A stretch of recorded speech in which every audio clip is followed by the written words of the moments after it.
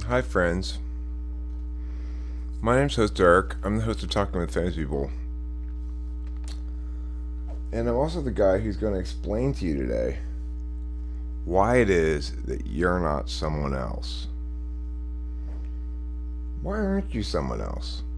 Have you ever wondered that? Like, why am I Eric and not you?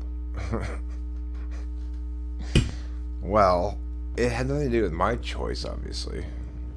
I didn't choose to be Eric, and yet it's incorrect to say that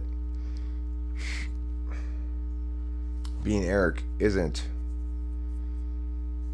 a succession of choices of how to be. So, the point is, I'm Eric, and you're somebody else. And you're whatever, and I'm somebody else. We're not the same person. That's the real huge insight that I have for us this morning. You and I are not the same person.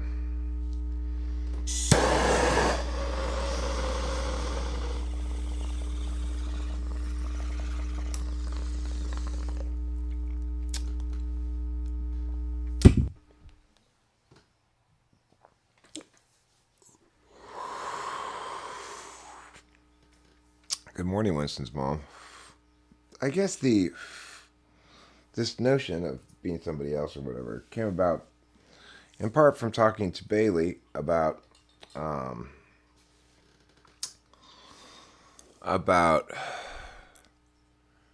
like why and if you why you can't really treat cognitive functions like skills that you develop. It doesn't matter, even if we were to spend like our education energies towards getting people to be more competent in cognitive functions that they aren't their natural ways of being.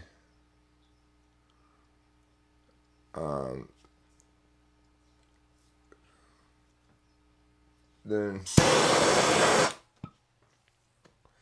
still wouldn't be a good idea. How was Father's Day? It was great. It was really great. Delilah came over and she had a couple different presents for me. She got me. She hooked the trigger warning up, which was the most important present. She also got me a $25 Amazon gift card and a picture to hang up, like a picture with pictures in it. I'll show it to you.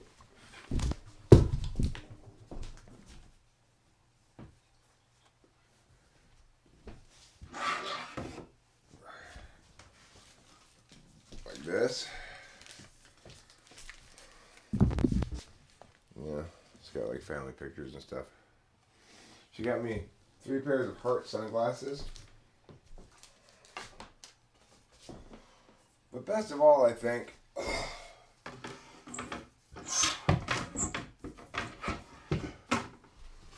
is this great Father's Day card that she got me. This is the best Father's Day card ever. It says on the side of it, celebrating your special day and the wonderful woman you are. I was like, that's fantastic. I could not ask for a better Father's Day card than this, for sure. And then I got my dad a $20 scratch-off ticket from a scratch-off lottery ticket. But then while I was there, I thought, well, I'll also get a $5 one each for me, Delilah, and Rachel. And my dad and Rachel and I all lost. So in total, I spent $35 on lottery tickets, right? But Delilah won $50. So, we actually, as a family, we came out ahead $15 on that activity. We were all very happy. It's like, as a Father's Day experience, I would much rather she win the $50 than me, And I'm sure my dad feels the same way. I think we were all super happy that if anybody was going to win, it would be Delilah, you know? So that was pretty cool. That was kind of the highlight of the meal was Delilah winning $50 after she just finished saying, "Oh, I do really well on these things. I've won hundreds of dollars on scratchers over the years." I'm just like, okay, yeah, sure, Delilah. Like you can be good at scratch off tickets or something. But sure enough, she won $50. So that was pretty cool. And we had tri-tip. My dad cooked. The funny thing is, around here anyway, my dad and I are definitely the kitchen people. Like my dad cooks, I clean up, and the women don't do anything. It's just not because of any like rule or something. That's just how it plays out, you know. So I don't know. It's I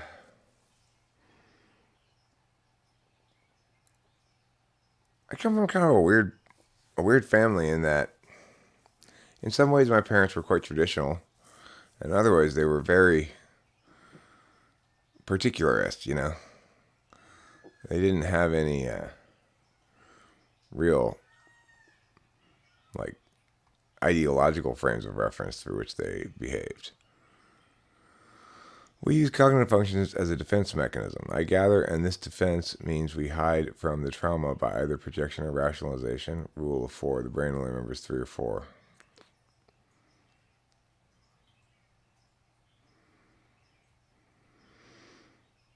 Well, I think I think judging functions are used more for defense and offense than perceiving functions are. It is the case that hi Boba Fett, thanks for the comment this morning about. I was glad that you made me aware of the fact that you had, even though you weren't there at the time, that you actually ended up hearing me dedicate that song to you, which I really appreciate you informing me of that. You know, it's like, oh hey, this thing I said did matter after all, which is kind of nice. Um, so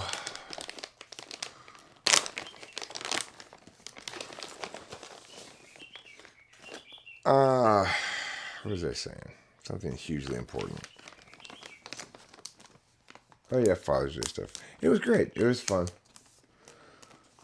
Um, Rachel noted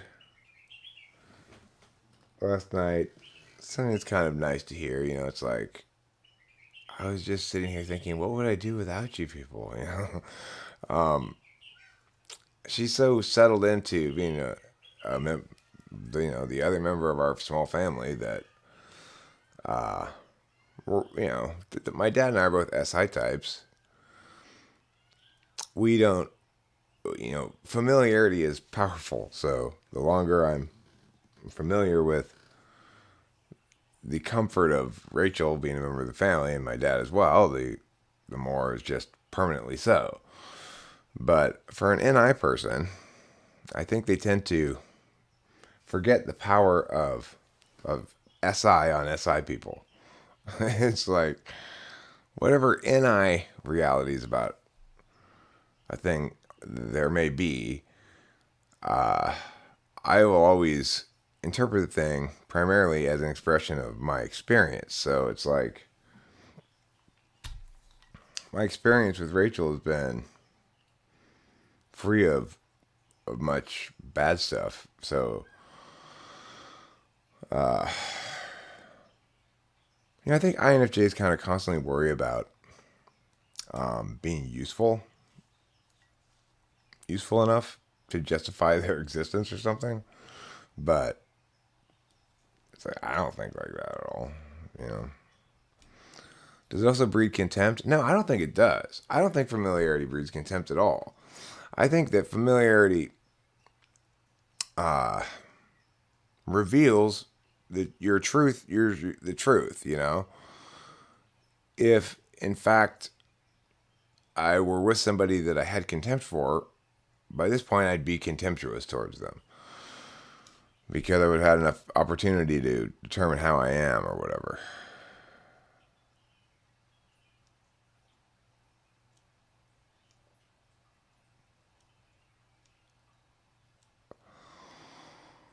Well, I'm starting to take it over a little bit.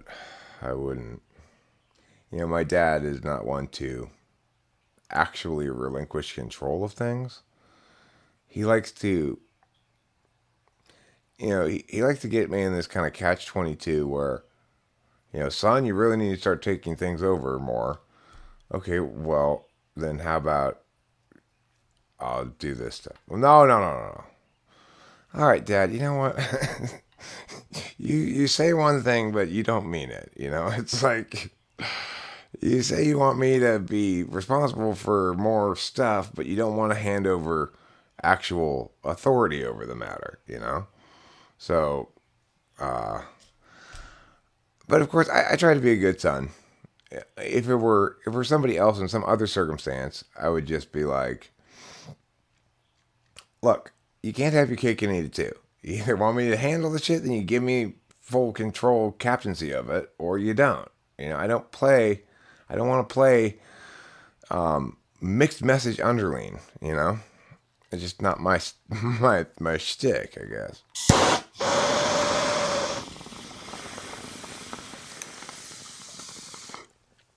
But because it's my dad, I do my best to play whatever role he wants me to, even if it's mixed message underling or whatever.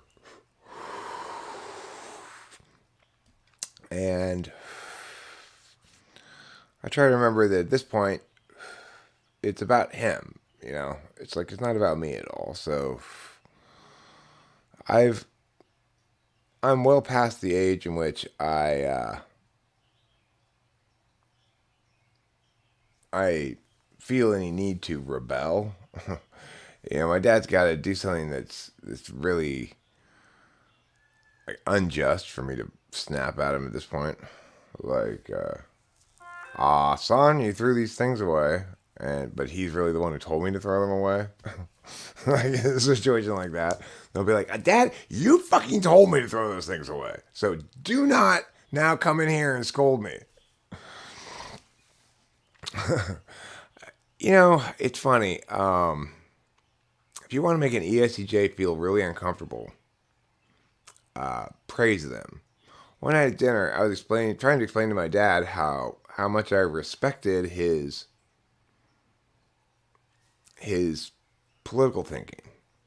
Like how I'm very sure in general that I'm more correct than everybody else about all political matters, except my dad.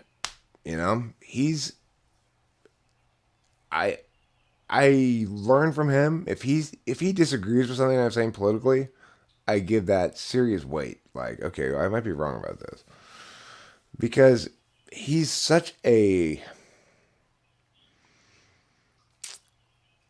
he's so not married to any team at all.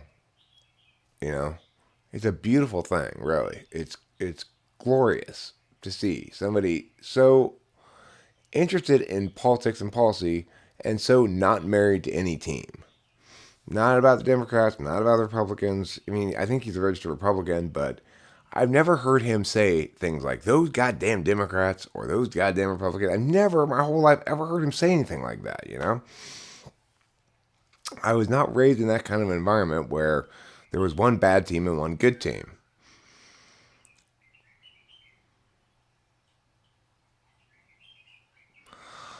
No, my dad doesn't understand me very well at all, to be honest. Winston's mom asks, does your father realize how educated you are in philosophy? Do you two talk classical philosophy? Did you see The Thinking Hats with Edward de Bono? He would know about those books. Well, yeah, I saw The Thinking Hats. I see it as kind of interesting, but it's it's basically defining people according to their role as subjects in certain contexts. So it seems kind of limited to me. But no, my dad doesn't really respect me very much. I don't think, including those things that, or maybe even especially in those areas where I deserve respect. So the problem with that is where I deserve respect is primarily for NI reasons, and he's NI polar. So it's like I'm a pretty good songwriter, but it's not something he's capable of respecting, really. I understand cognitive functions and personality type. He he fundamentally doesn't believe that we can know things about people without an experiential justification. So it's like when I try to talk cognitive functions with him at all, it's just sort of this. Um, oh, yeah, I guess there might be something there. Whatever. That's not the sort of thing I care about. Or, I don't know. It's like that, you know? He respected when I was successful as a debate coach. He used to like to travel to tournaments where my teams were competing. If we were going to nationals or something, and they'd go. He and my mom would go on vacation wherever nationals was. And then they'd watch a couple of my rounds, my kids' rounds. If like we made finals or something, they'd watch finals. My dad respected that because it was me winning at zero sum competition stuff. In other words, there were a lot of schools there with a lot of different directors, coaches, whatever, and yet I was still winning. So I think it was a kind of happy surprise for my dad when it turned out that I was good at a sport after all, but really only once I was an adult. Because when I was in debate as a teenager, it was a different era. Parents didn't have anything to do with it. It was just like, you know, me and my debate teammates, we do and the coaches didn't even have much to do with it. It was like the kids just drove themselves there, and maybe the coach is there for part of the day. There's a lot less supervision and a lot less, you know. It was just a different time, I guess. So certainly, parents didn't show up to watch their kids' rounds back when I was in high school. My dad never really got to see my skill set making for success until I was a professional debate coach. And I think he was like, finally, he's not just fucking around, he's doing something. But it wasn't because it wasn't because of any of my skills. He didn't really respect any of my skill sets per se. He respected the outcomes, you know?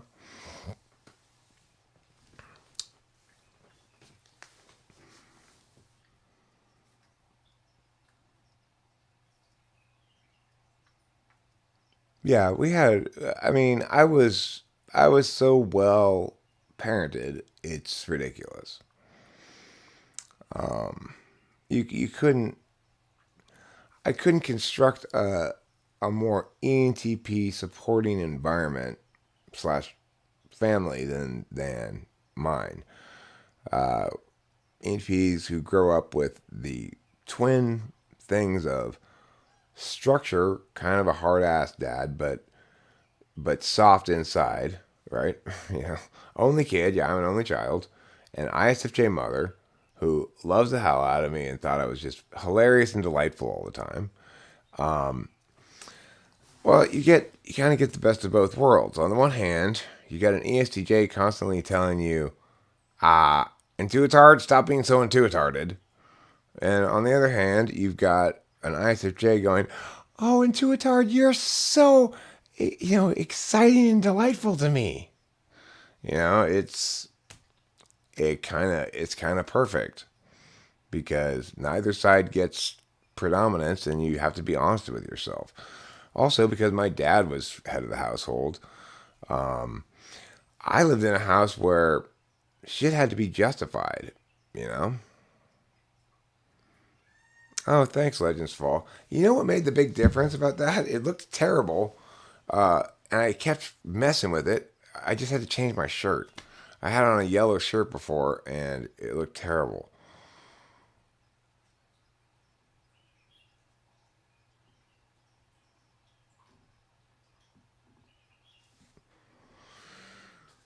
Um,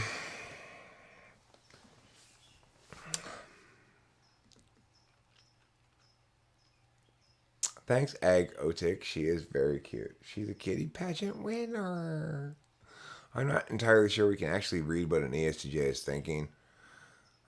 Yeah, well, it, no matter how many times I experience it, I don't seem to be able to capable really of learning it. Whenever I approach the house, let's say my dad's sitting on the front porch, as sometimes he does, or the front steps. Not really a porch, but whatever. And Rachel and I get out of the car. We pull in the driveway, we get out of the car, and walk out of the driveway. And he has got, for sure, resting, you goddamn idiot face. Like, I walk up to the house like, okay, what did I do? I must have done something. This facial expression conveys to me in no uncertain terms that I'm the world's dumbest idiot, and I need to be scolded severely for it. And then he goes, feels like it's getting a little cooler. Not quite so hot today. Oh, yeah. And then, we walk past, and I go, once again. And Rachel's like, I know, I thought so too. I thought, the way he's looking at us, I assume we must have done something terrible. And he is pissed. But it's not, it's just his face. It's just his resting face, you know?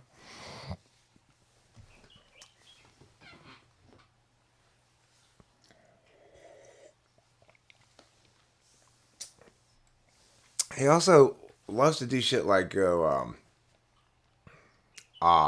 son, we really need to talk about something important. I'm like, oh, okay, well, what is it?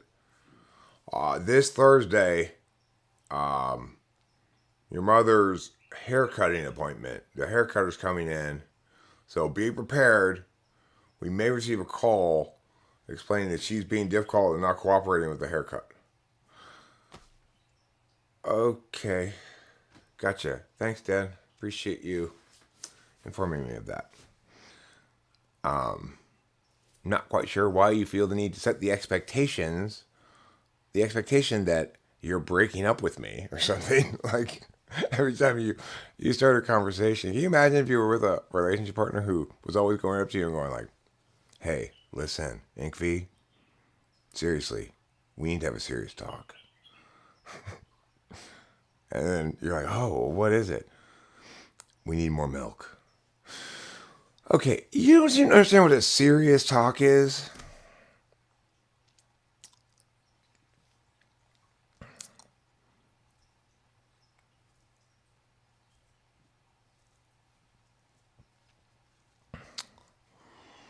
I mean, that'd be so frustrating to be in that relationship. I maybe feel for my mom. I wonder what she used to think when he would do that to her. Jane. Like I was always son and she was Jane, and he used the same tone of voice for both of us. Jane. Son. And you never know what it's gonna be. The thing about my mom and my dad and their relationship is he'd go like, Jane, this is not where this goes. And she'd be like, David, just stop it. Just stop it. Stop it. And he'd go, ah. So it's not like he was really very bossy. He tried to be, but my mom would just stomp her little feet, and that was all there was to it. She just ISFJ, just no, no, no. So it's like my dad was always kind of this, like, definitely a scary dad, right? But not really, because I had seen too many times where my dad would just be like, it's so easy to throw him off with any kind of critique of FE shit or whatever. Um,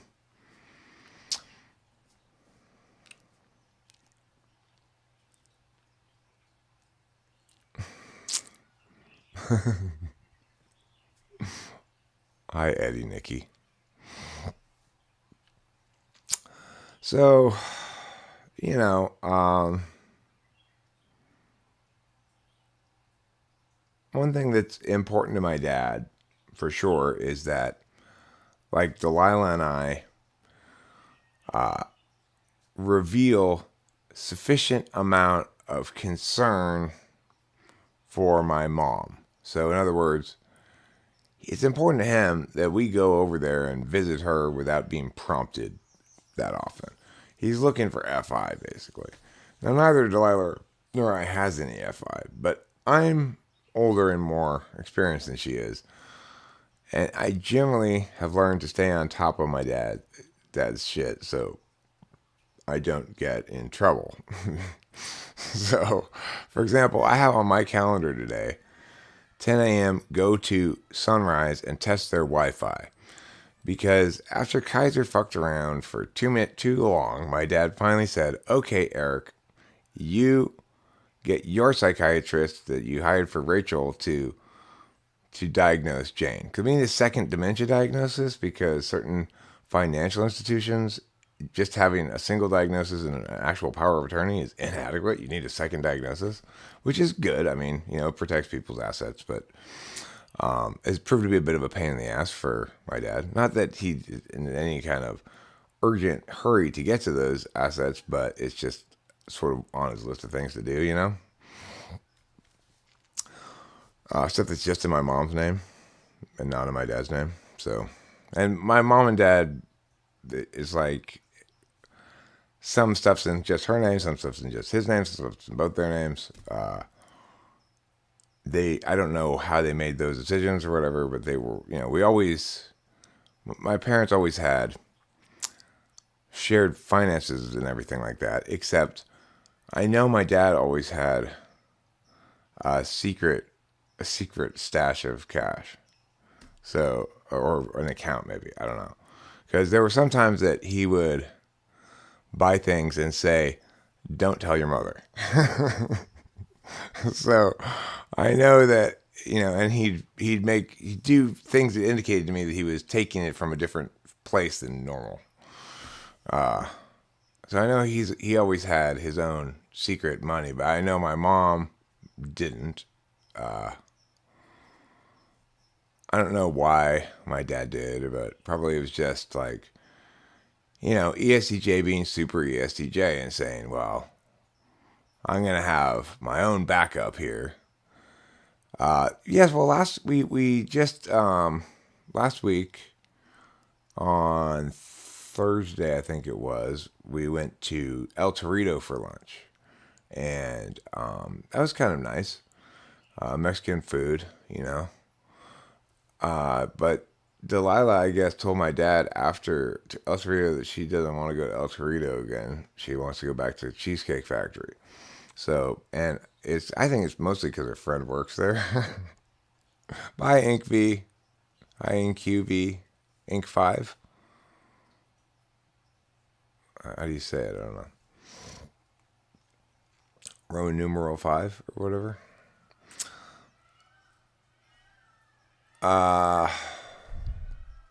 David Gerard Perkins is a retired United States Army 4-star general. His last assignment before retiring was commander of the United States Army Training and Doctrine Command.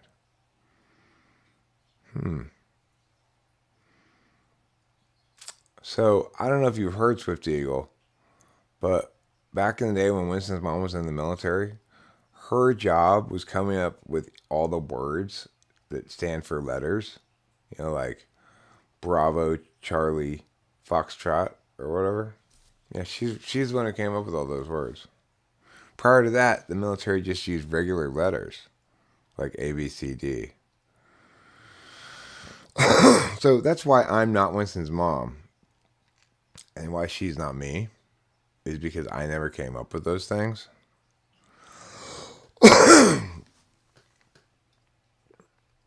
If I had, I totally would have picked different words. Decoding EAM's Sierra Hotel. One of the interesting stories about World War II that I find kind of shocking is the way that the British cracked the Enigma code very early in the war, which was the Nazis' encryption algorithm, basically. And the Germans never figured out that their code had been cracked all the way through to the end of the war. That seems really shocking to me, you know? Talk about having too much faith in your encryption technology. They continued using this code, the secret code, to communicate throughout the entire war, and never figured out that the British had cracked the Enigma code right at the beginning of the war. Like, for example, prior to the invasion of Italy, the British intelligence agency put some fake plans and stuff on a corpse and dropped it off the coast of. This doesn't make any sense. I want to say Spain because I don't think Spain has any coast, but I think they must have dropped it off in some body of water in Spain because. Okay, Sky Gear, that's for Europeans, okay? For the United States, the war began in 1941, December 1941. you shit that happened when the U.S. wasn't in there doesn't count. That's not World War II. That's just Europeans being silly. Until the U.S. joins the war, it's just Europeans being silly. Okay? Everybody in the world needs to understand world history through the United States perspective.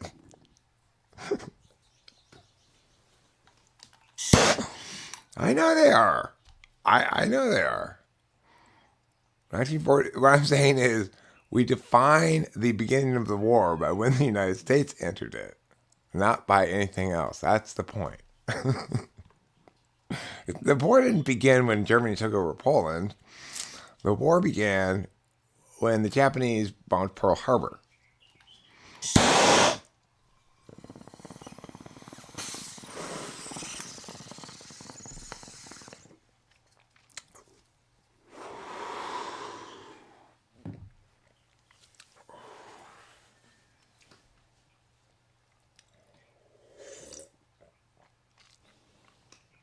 So anyway,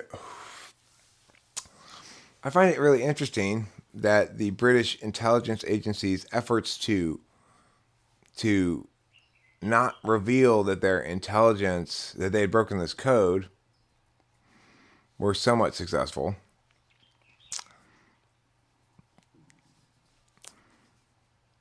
The war began when the U.S. beat the Germans? No. That would be... The war ended when the U.S. bombed Japan. Okay. So the war begins and ends with planes dropping bombs. It begins with Japanese planes dropping bombs on American boats. And it ends with American planes dropping nukes on Japanese cities. And that's how the war goes. Okay, Skygear, I agree. Here's the thing, though. Because we won the war, all the winning side of the war, nobody wants to portray the Germans as sissies because then it invalidates the valor and heroism of us beating them. They were really tough, Yeah, Nagasaki and Hiroshima. The thing is, I find the issue of whether or not it was morally acceptable to bomb Hiroshima and Nagasaki to be a very interesting moral question, because, and a much more complicated one than, say, the firebombing of Dresden. The firebombing of Dresden did not qualify as anything acceptable morally under any kind of frame of reference. Well, I'm talking about Dresden right now. So in other words, there's a distinction between Nagasaki and Hiroshima and Dresden. Dresden was flat out wicked. Hiroshima and Nagasaki, if you were going to go utilitarian in your calculus, you'd say they were necessary for nuclear weapons to be a positive impact in the world rather than a negative impact on the world. In other words, the reason mutually assured destruction works as a stratagem is because the world had the capacity to experience cities being nuked. And that had never happened, that we couldn't have a safe relationship with nuclear weapons. Now, granted, that's not really a normative framework, because it's utilitarianism and it doesn't qualify as really a normative framework. So, but the point is, if you're talking about whether or not something like that is a moral decision, and you're dealing with a nation that is telling you explicitly that there's no way to make them surrender, that they will fight to the last man, woman, and child, and you've got good reason to take them at their word, having encountered plenty of their suicide squads before, then you're doing them a favor, right? And in fact, we did them a favor, because that militaristic, imperial old guard was inconsistent with a civil society.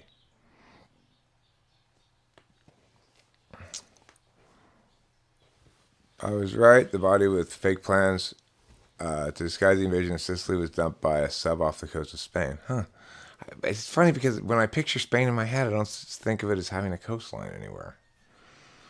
But I guess they must have a coastline somewhere.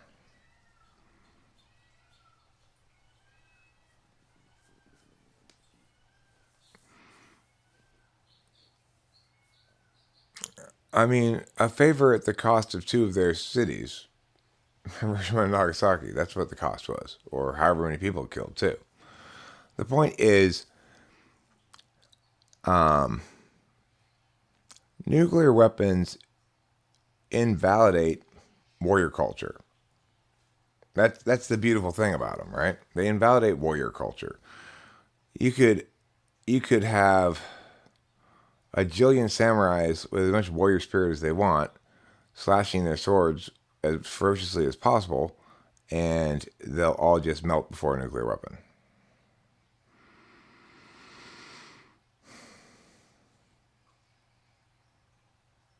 I mean, the point is,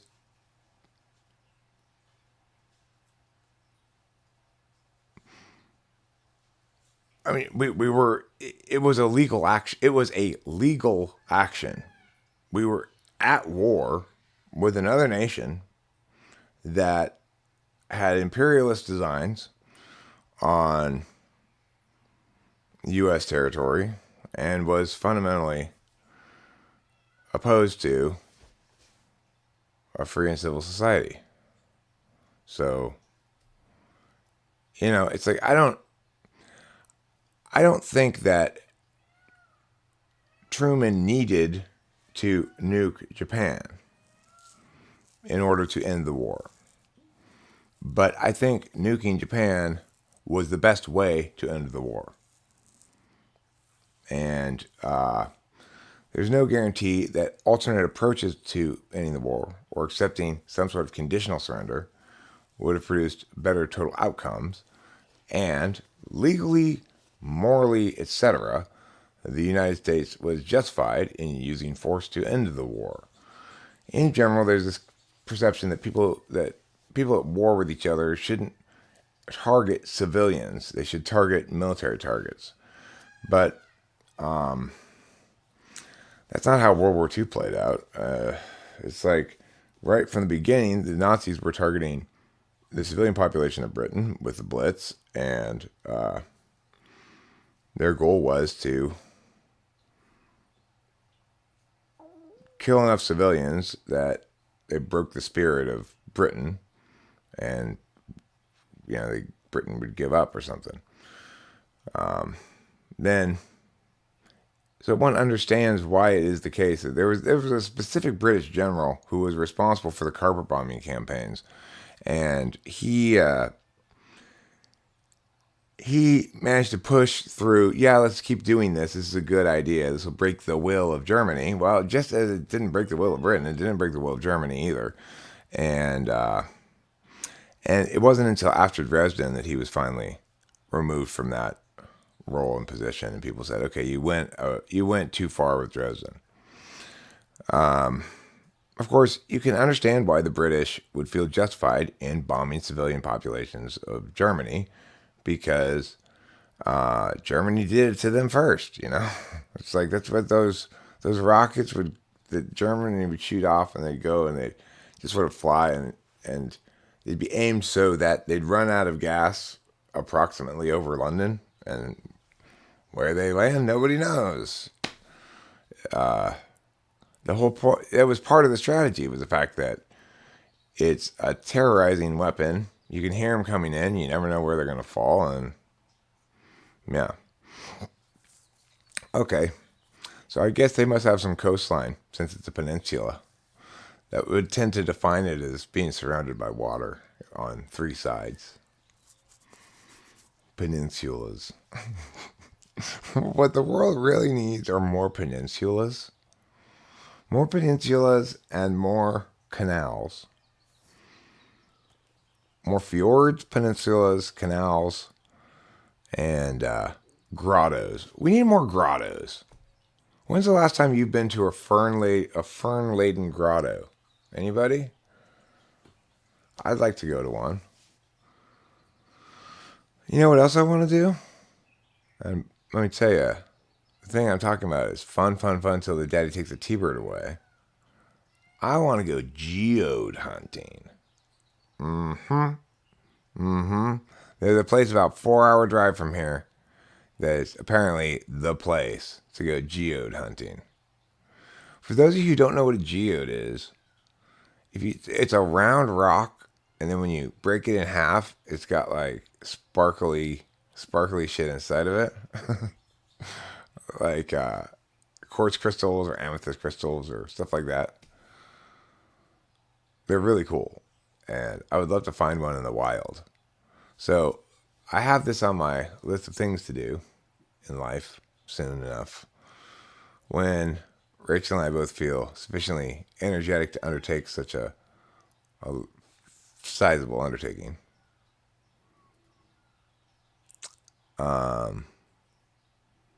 There's a grotto across the street from your home. What do you live in, Grotto Town or something? Grotto Town, USA, where there's a grotto across the street from every home.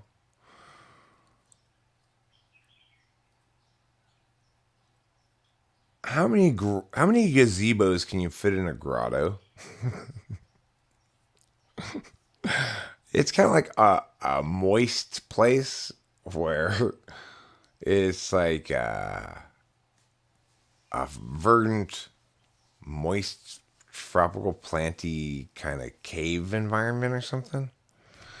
I'm not really sure how you define grotto, but it's very much associated with ferns. Ferns grow in grottos. No, not a swamp, like a fern-laden cave with nubile nymphs bathing in the nude in the crystal clear water of Kubla Khan's grotto. A rock building. When I went on my cross country trip, I don't know where it is at the moment, Gen Xio, but And on my way back, I stopped to go pee on the side of the road in Arizona. And they were doing road work. So there's this big pile of like gravel and shit that they were gonna do something with. I don't know, when they were working on the road. So I went to go pee like on the other side of that little hill of gravel, so I wouldn't be so visible to everybody driving by. And I looked down, and what is there? A big fucking piece of petrified wood right there on the ground. Like they had apparently uprooted it and doing their shit, and it just got tossed right there. I brought it home, and I don't know where it is now. It's around here somewhere. It's a pretty big piece. It's pretty cool. The thing is, you're not allowed to get petrified wood from Arizona, generally speaking. But I think the piece of petrified wood that I got, because of the way I found it, where it's just like right there on the side of the road where I was peeing, I think it was probably legal for me to grab it. So, it wasn't in any national park or anything. It was like right on the main highway, to get back to California from Arizona.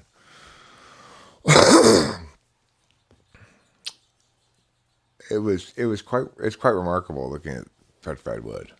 It is beautiful, but I like the idea of going geode hunting because it seems very exciting to me to have these round rocks that you suspect probably have geodes in them, and then ideally maybe you break a couple open while you're there. But if you find like 5 or 6 or 7 of them, you bring most of them home and break them open and get surprised. Like, this one's great. Oh, this one's shitty. That seems like a lot of fun to me. So, petrified wood sounds like something straight out of a Viagra commercial. Petrified wood is another name for erectile dysfunction. Sorry, my penis is absolutely petrified right now. You are one scary woman. So, attaining proper wood is going to require less terror. Okay, yeah. Performance anxiety. That'd be a better term, I guess. Yeah. No. It's just petrified wood. Let me get over the terror and it'll be fine. You know what always makes me feel more safe? Putting my penis in someone's mouth.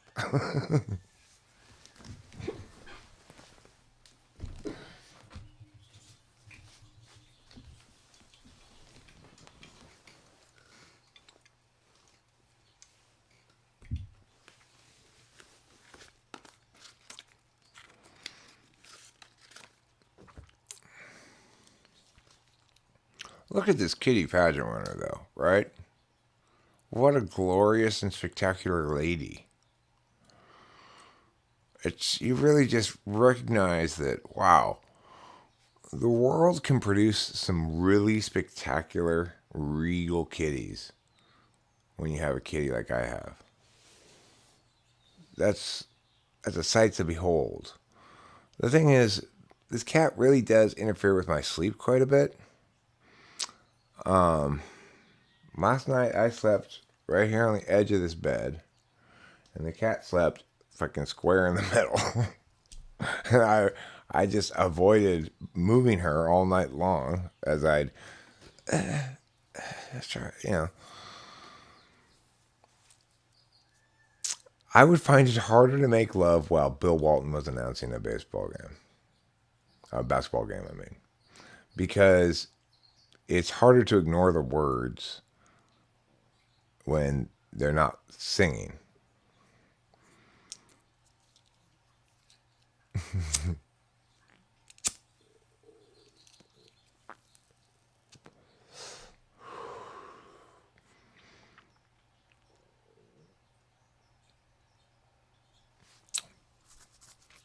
Turn your terrified should into petrified wood today with penis hardening pill.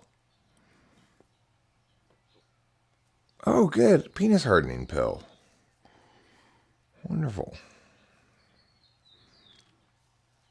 It's good to get Viagra if you're single, because then, it's not so stressful, I guess, to have sexual intercourse with somebody that you're not very familiar with, or not at all familiar with, I guess.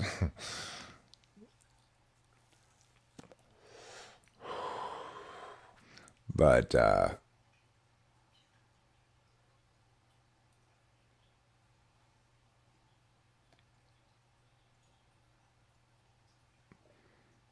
it's silly anyway, because it should be better to just like date with the realization that you probably don't want to have sex with them until you decided to go out with them, or that moment is concurrent or something.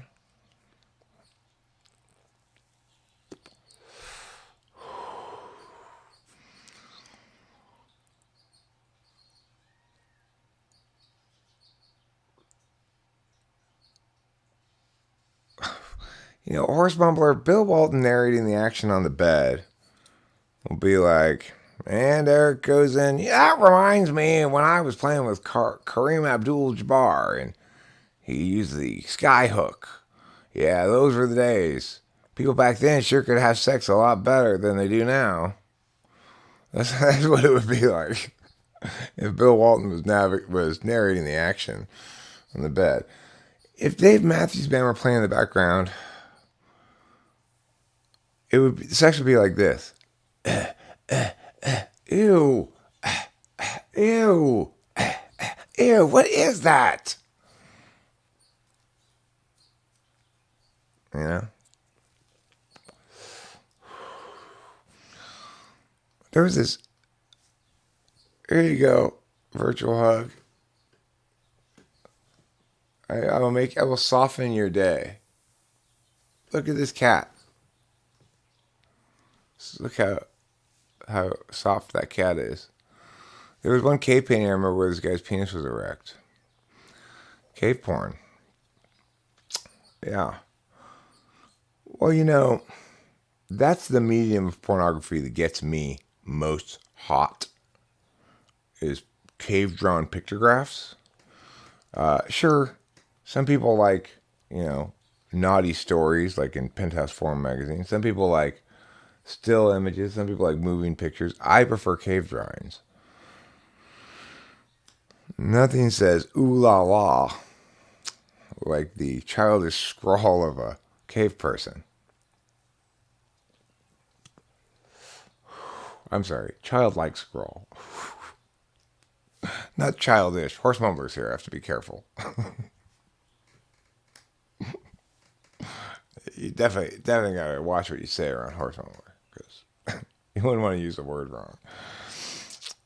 But the great thing about horse mumbler, I'm very grateful for him, especially correcting my misunderstanding of the word pederast, which is kind of a big one to be using wrong.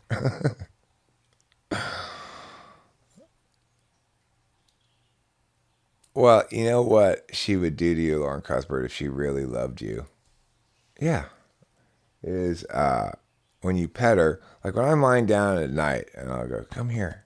If she's nice to me, she'll come and stand on my chest and let me pet her. And then when we really get into the love making, she'll take her nose and go like this with her face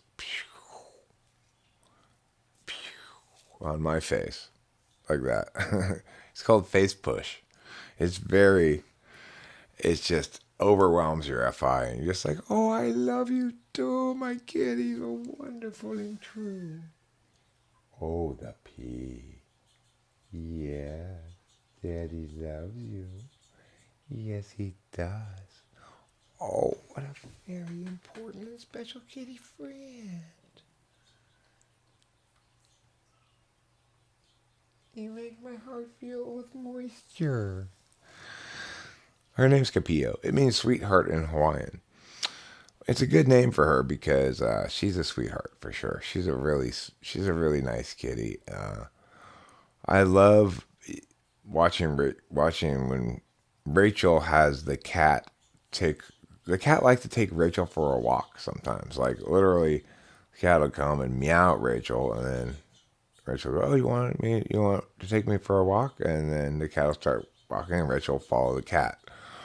And if Rachel doesn't follow the cat around long enough, in other words, if she's not really in the mood to take a walk and she just sort of patronizes the cat will go like smack the back of her calf as she's going back away from the cat. Like, what are you doing? so so she's a really nice cat, and I'm also very impressed by the fact that she's become good friends with Trouble. They'll sit next to each other nowadays, and there's not any fighting between them anymore. So that's good. I don't know how that happened. They must have come to some sort of agreement. Trouble can't decide whether he wants to be our cat or a stray cat. He's really conflicted right now. Like, he comes around and starts meowing at us a lot. Which of the two what would I drown? Trouble or Pee-Pee?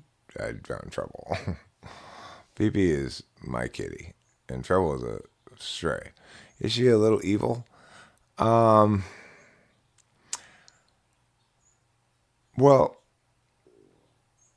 she's incredibly selfish and entitled. Like, it doesn't matter how much I want the cat to come love me right now. If she's not feeling it, that's just all there is to it. She's not going to walk over to me. Even if I'm like, please come here. She'll quit licking herself for a second. She'll look at me, go back to licking herself. So, I mean, that's just cats, right? You can't guilt them. You can't guilt cats. I think that's something we can all accept. You can't guilt cats. And that's probably one of the reasons why I respect cats. I respect my cat a lot.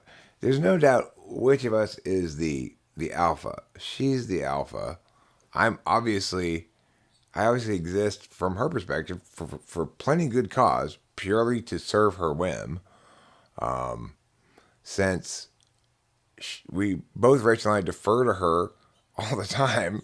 Like, for example, when she wanted to sleep in the middle of the bed last night, I just squeezed over onto the very edge of it.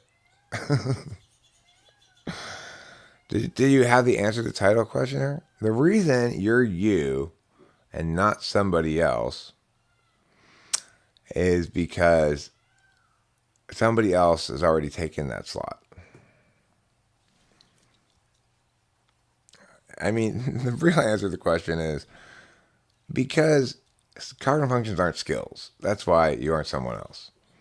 If cognitive functions were skills you could develop, if we could educate away your nature, then identity wouldn't be identity.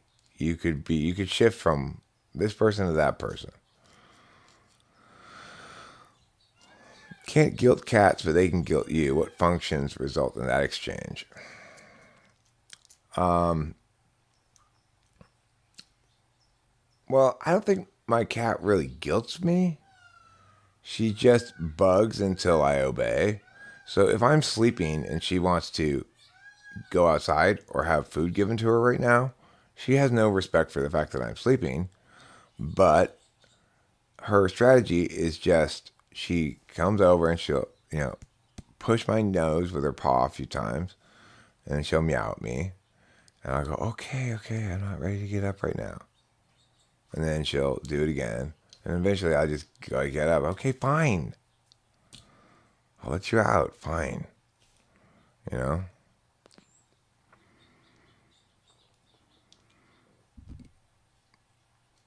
Right. Edward de Bono wants us to pretend the functions are colored thinking hats, and we can put on one color to think creatively and another to judge. 6 colors. Yeah, it's, there's so much in self-help, psychology, even sort of psychophilosophy or whatever, that is predicated on this wrong frame.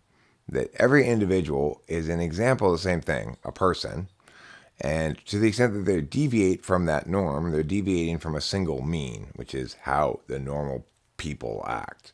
When really, of course,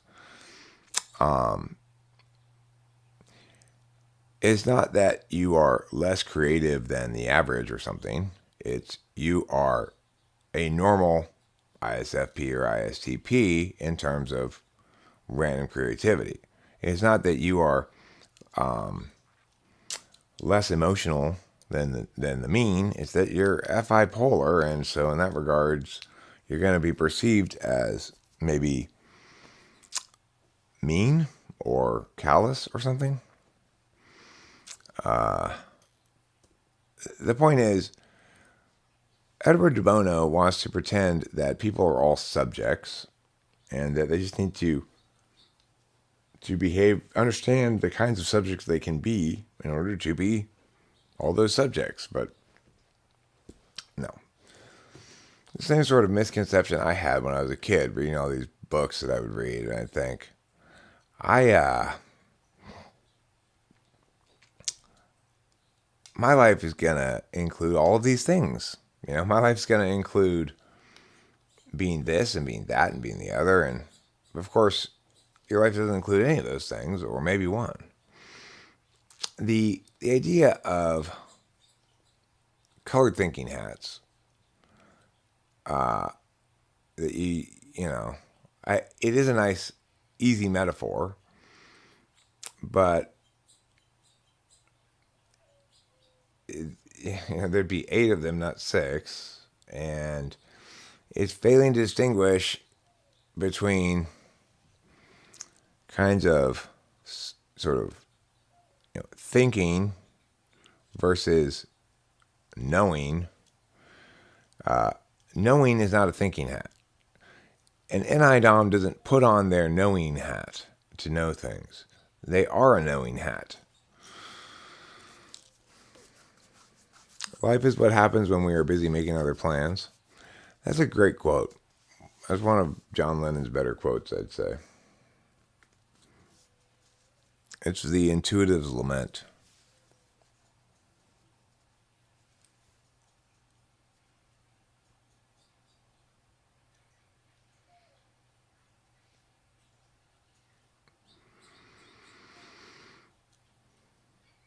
Ryan says, I think people too easily make the assumption that there is an I that inhabits the respective body.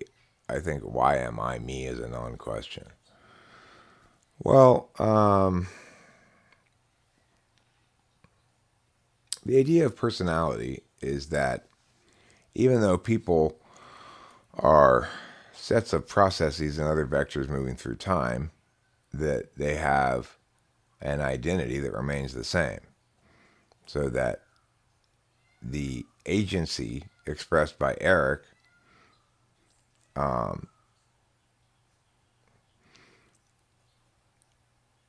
some days it's not like you come some days and Julie's shown up, right? It's always Eric. And part of that is because my body doesn't change, but even if my body did change, if I were truly me inside of a different body, and I indicated to you my body looks very different, but it's me. Let's say I was just in disguise, okay, in a very good disguise. You would be able to determine whether I was lying or not. You'd be able to ask me questions to cue into my particularist knowledge and so forth, etc. The thing about the idea of cognitive functions is it's predicated on the notion that there is some central I that that's the agent here, right? So if you think about math functions, it's predicated on the notion that somebody can do something to 2 different numbers. If I have a 4 and a 3, plus is predicated on the notion that somebody can execute this function and run this meow on these things and come out with meow on the other side. Now, people often talk about a single self illusion, that there's no single self, that it's illusory because because it's not static. But that's just, okay, fine. It's an operator. So, like sine, cosine would be functions?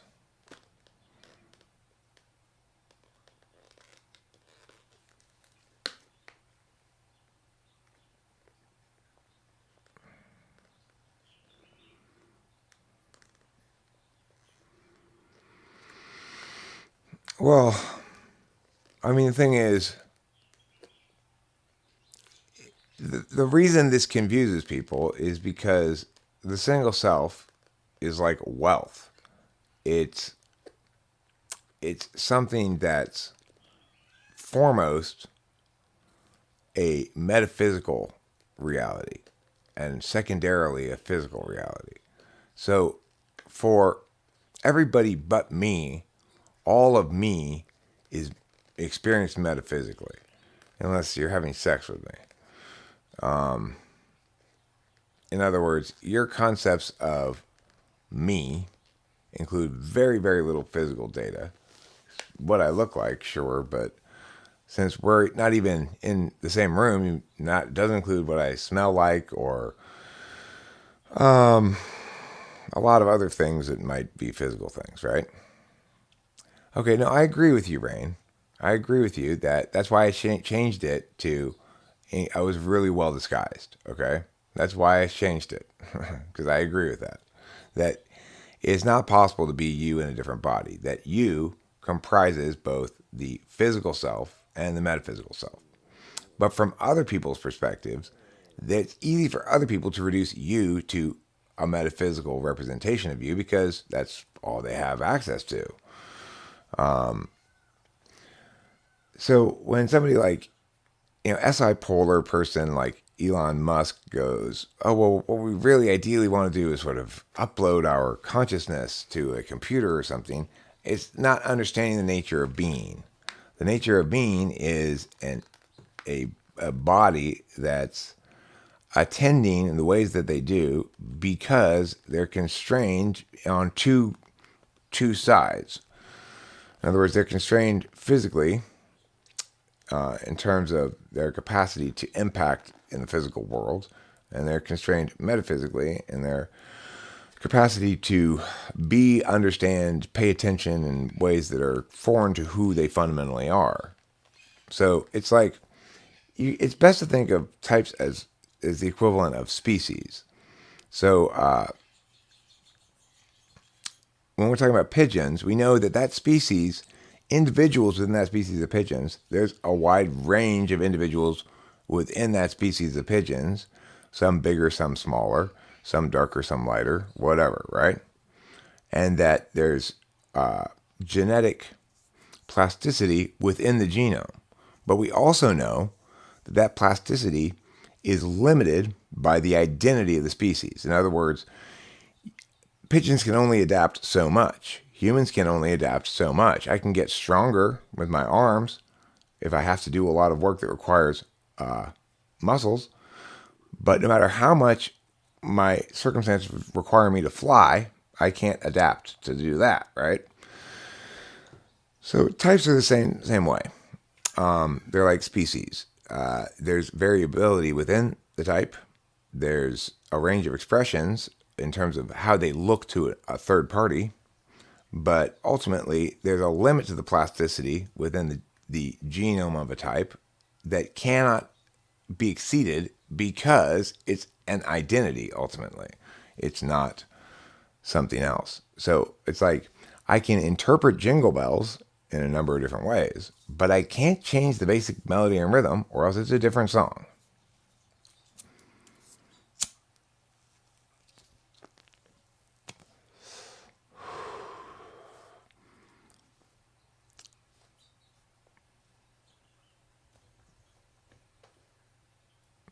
So Boba Fett, that's a common belief of people who are NI, is that, especially NI high in the stack, like INTJs are likely to think this, that their body's a meat suit, that their being themselves is much more of an abstract creature than that.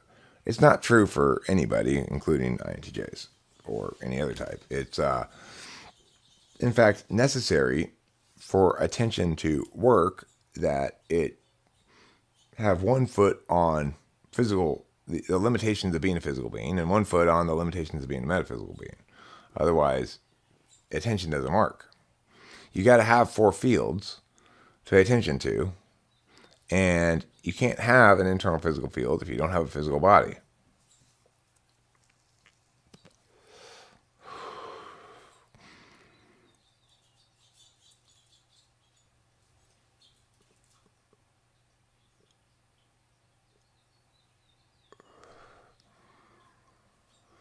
FI folks have a core. FE folks are conduits to varying degrees depending on where those functions lie in either of the stacks. I mean, I don't know what you mean by having a core or being a conduit. So, no matter how you measure having a core, I'd be able to score just as highly on that as an FI person unless you measure it in such an arbitrary way that it's unrelated to the meaning of the word as normally used.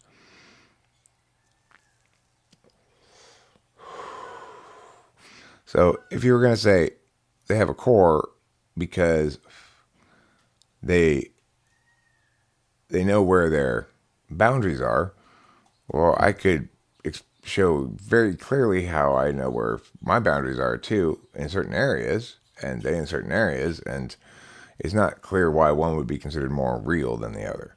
So it's like I tend to have pretty strict boundaries about bullshit.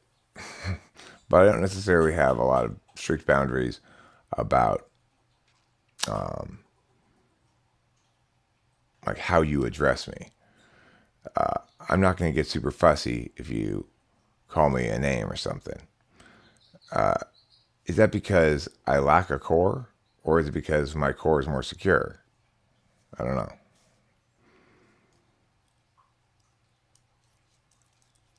Okay. Deeply held beliefs versus just calling it out like it is, objective observers. I mean, note that I consider justice, for example, to be a deeply held belief in the sense that I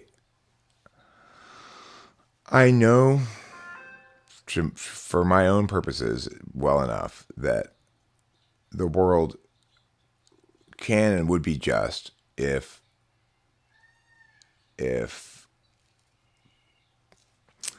people follow the right map. And it frustrates me that others don't operate in that frame of reference, you know?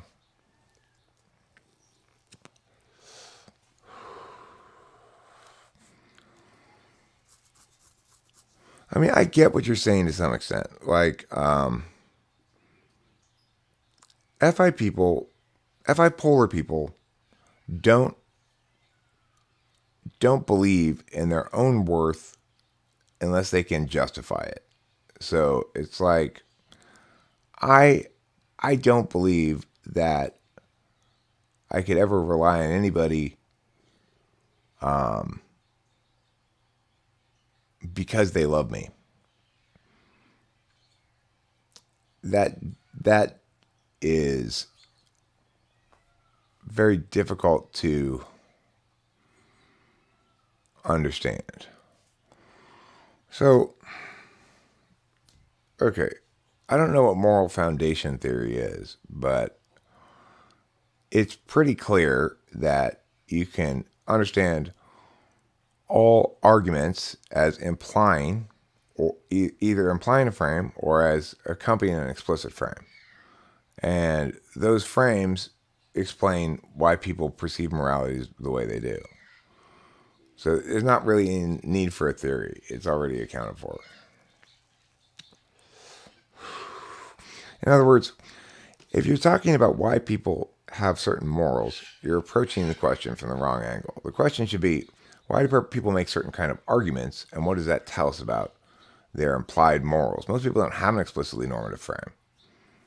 So, you know,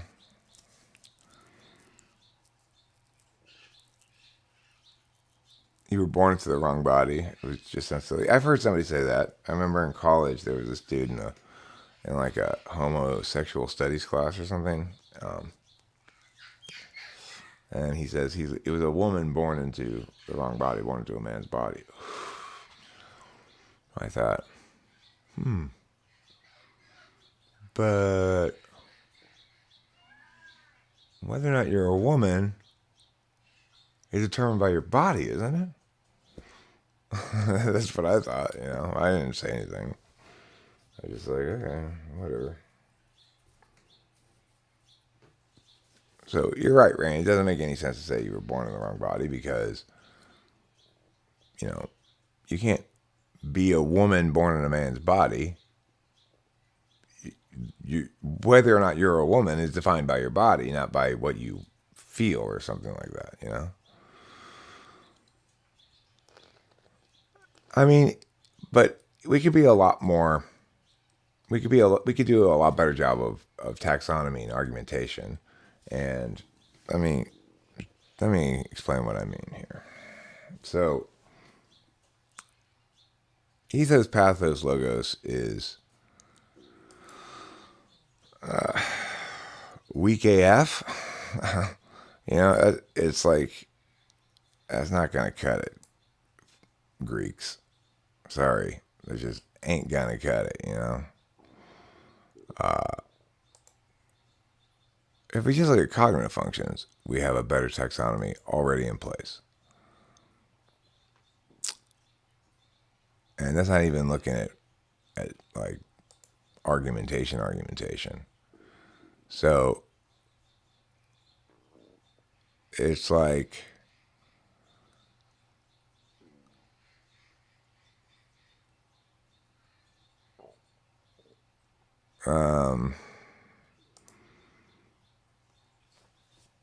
I have to type something in here.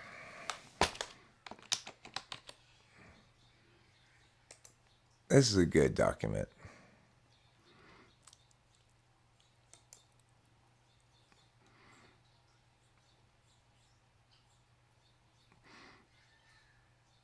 Okay, so if we go down to here, implicit and explicit frames, you can use cognitive functions, which is, of course, just delightful that it works like this, but you totally can to parse out the different frames of reference that people use to justify normative claims or prescriptive claims. So singularity, preferability over alternatives, something like there's a lot of possible things we might do, but this is the determinant factor. So like when I say about climate change that we have to be smart about it and recognize that when people poop and pee too much, the solution is not to get them to poop and pee less. It's to deal with the waste better, right? So that's a singularity kind of frame of reference. That's saying normatively we ought to address climate change not by carbon caps and stuff like that. Carbon is not a pollutant per se, and that the resources that would be directed towards that would be better served to be directed towards adaptation and mitigation. I'm saying we ought to prioritize this single aspect, the single vector here, which is what general strategy ought we use for this kind of problem over any other specific vector. So most people have some singularity implicit in their frame. These can be made explicit, but aren't necessarily. Originality. Somebody says something like, if we want to change the status quo, we've got to try something new. We can't just keep doing the same old thing. That's going to be basically saying to be prescriptively robust, know what to prescribe. We ought to deviate from what's not succeeded heretofore. Harm prevention and remediation, this is the kind of argument that typically will make me mad if it's about public policy, right? And they'll say, well, we've got to do something because people are going to die or people are suffering or something. Well, all harm prevention really should be used for are inherency arguments. So it is the case that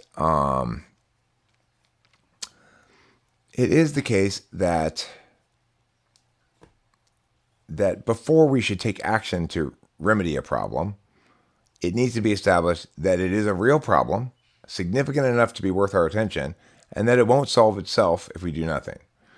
For example, let's say my little sister wants to go on a ride at the amusement park. I'm like 10 and she's like 6 or something.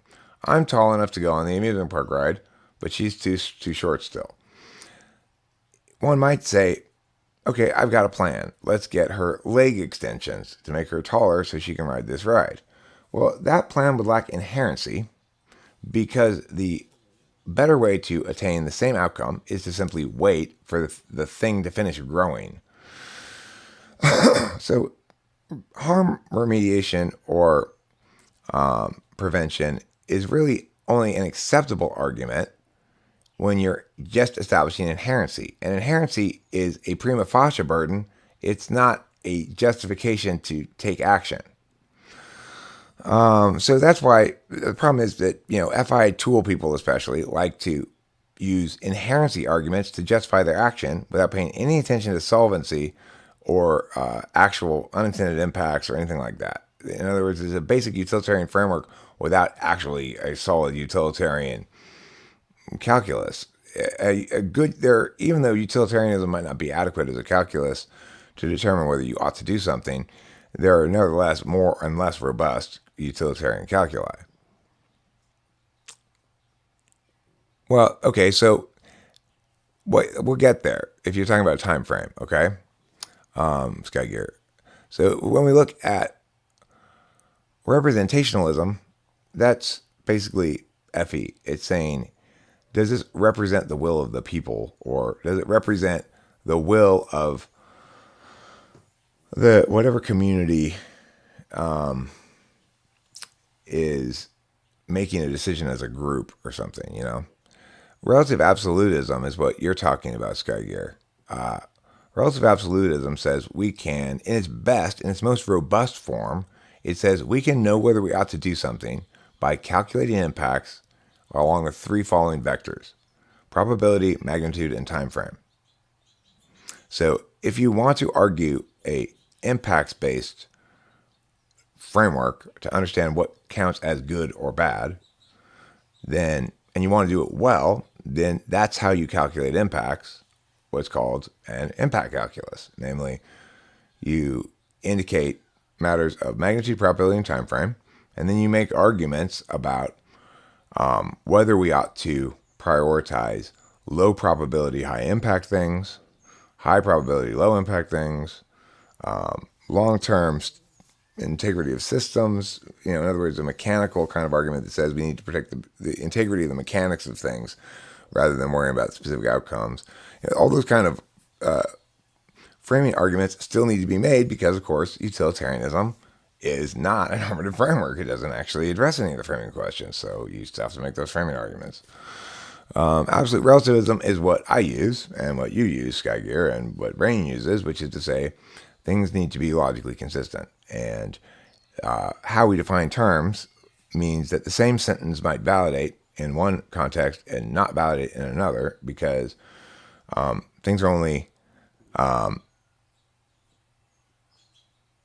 I'm sorry, I got the two backwards. Relative absolutism is where things are relatively absolute.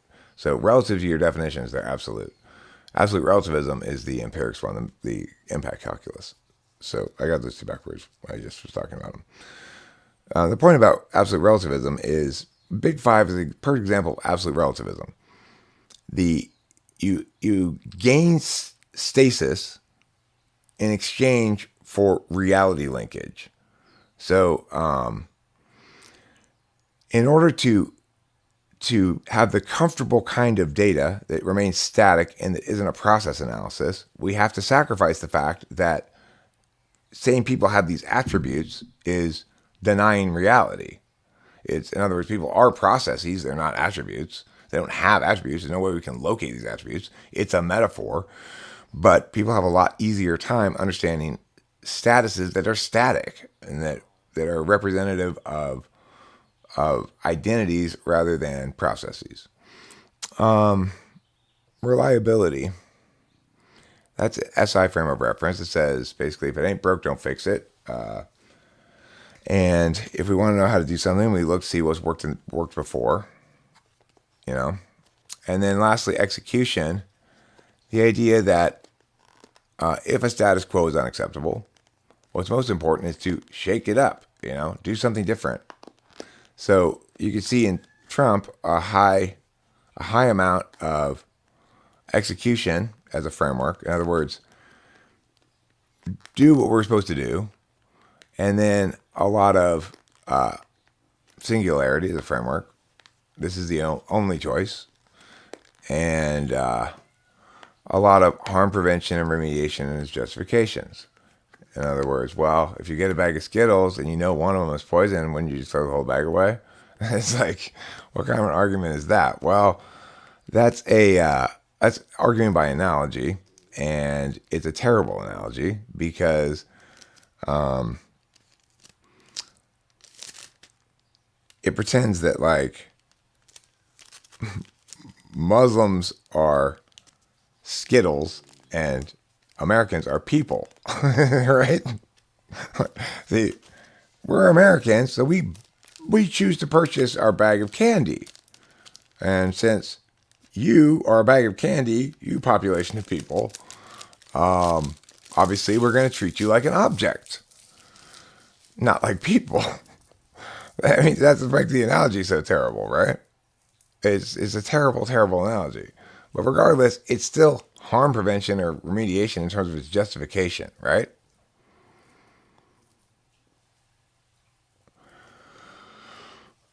Somebody who keeps arguing by analogy and then continually refers back to their own experience for justifications is almost certainly an ENFP. Because TI polar will, when pressed, ENFPs will always give examples instead of real justifications. And depending on what they're arguing about, it could be examples from their own life, but it could be other concrete examples that they know about from their life that don't actually involve them too. Regardless, it's example-based justification, not justification-based justification. And of course, if you know how to justify well, you recognize the fact that you don't prove something by you don't prove a general rule by giving an example consistent with it. That doesn't, like all dogs like cheese. Look at my dog. She likes cheese. Well, that doesn't prove that all dogs like cheese.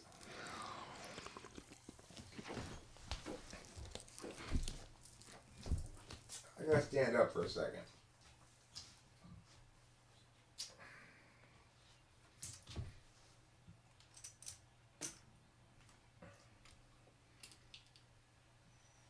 I'm standing now.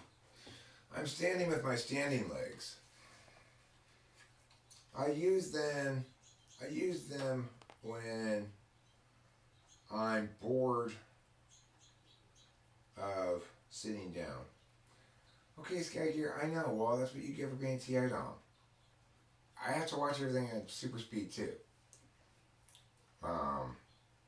It's why Netflix is better than any other yeah.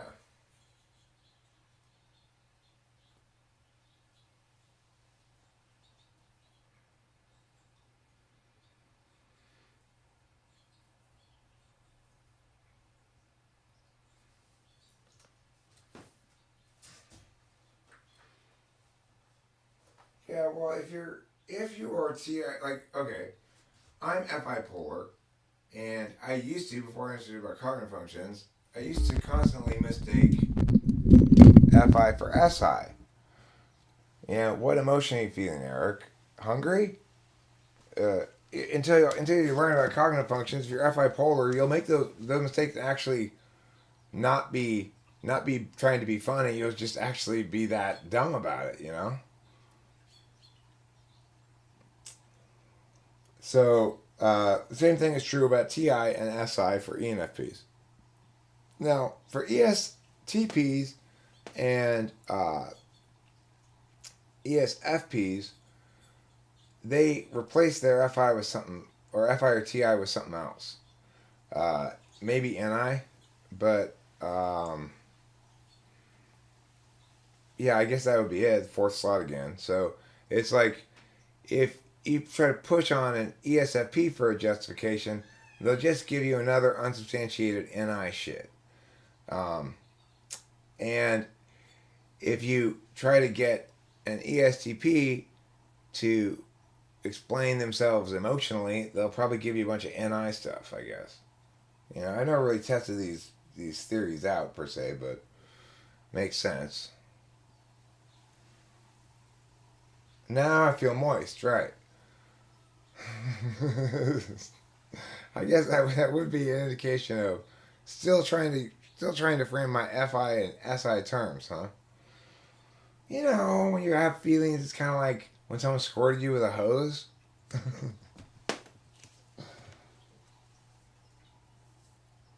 Well, what I'm saying is that for all the action types, ESFPs, ENFPs, ENTPs, and ESTPs, we have one of the deliberation functions as polar, which means when we're asked to deliberate along those lines, we find ourselves at a loss. And um, rather than just sort of flailing drowningly in a pond of confusion, we go, "Oh, you must mean this thing that I do understand," instead of the thing you're actually asking about, which I don't understand. You must mean about this thing that I do understand instead. So, if you are only deliberative on one of the two vectors, interested or disinterested calculus, then when you're asked to deliberate on the other, you'll use a knowledge function instead. For ESFPs and ESTPs, that's NI.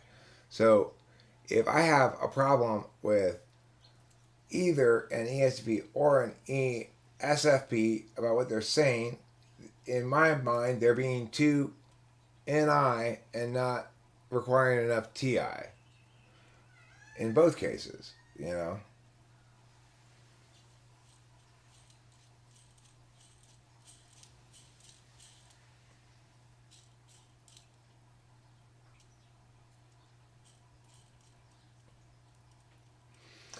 Well, because when I say mistake TI for SI, I'm saying imagine you're an ENFP and I'm asking you to justify something in a way that's going to convince me that it's not just your feelings.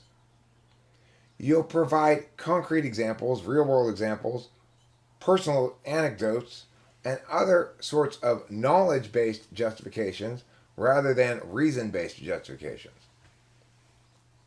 And if you're an SI user, that means, you know, particular examples, sometimes from your own life or sometimes just from like the news or something. If you're if you are in like an ESFP, it'll mean that, you know, the truth is there. I'm just not explaining it very well, like that kind of shit. Like, well, justify yourself. Listen, the truth is bigger than your words, Eric. That's like ESFP using NI when asked for TI. ESTPs using NI when they ask for FI. I don't know. That one's harder to justify. Or I have a hard time coming up with an example of what that would look like. So you have to help me with that one.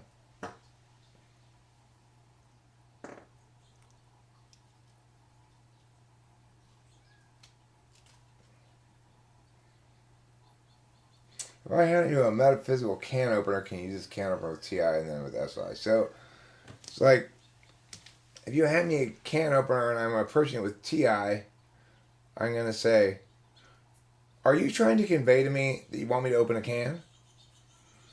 If I am using SI, I'm either going to put it back where it goes or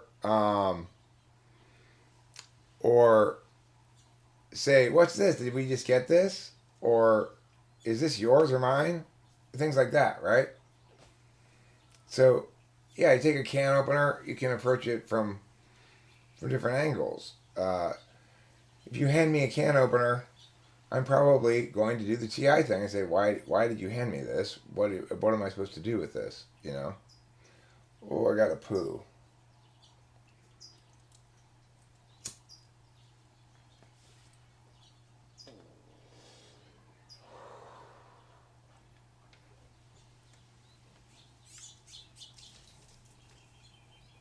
Right.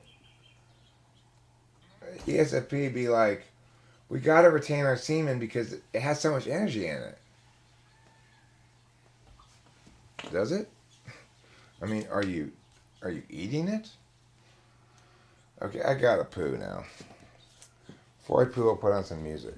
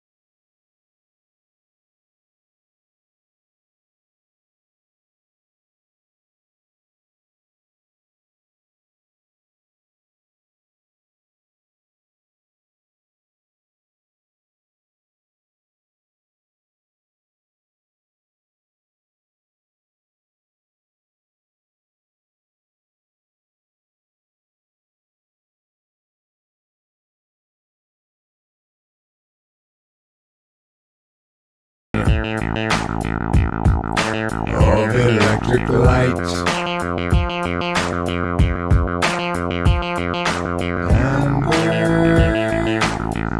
Now God's reason to rehearse.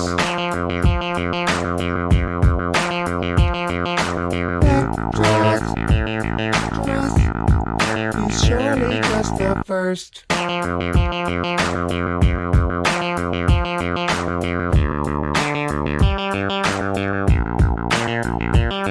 She makes the connection to mortality, takes her direction as morality, fakes the confession circumstantially, she starts a fight.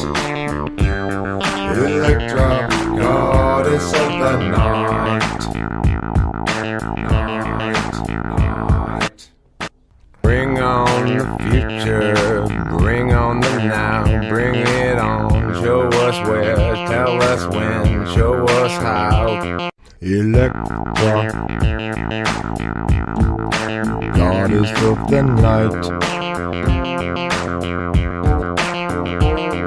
Electric, with artificial light.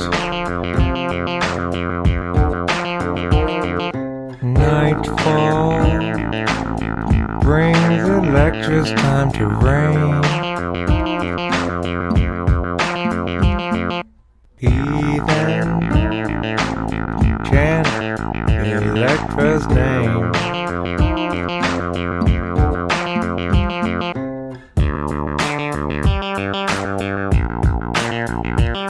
She makes the connection to mortality, takes her direction as morality, fakes her confession circumstantially, she starts a fight.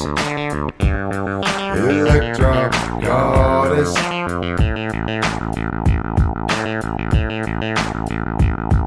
Electra,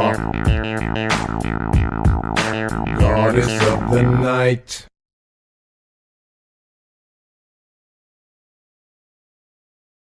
Two, 4, 6, 8, 10, a dozen. You say I'm responsible, I wasn't. You say that I do, I doesn't. You say that I must, I mustn't. She knows well how to kill men, blindside them with running up hills, and then crank knobs to 10. Assault them again with a deafening din. Salt their eyes, make them blind, break their chin. And when you say you're right, but you're totally fussing, if they serve you con, you demand russet.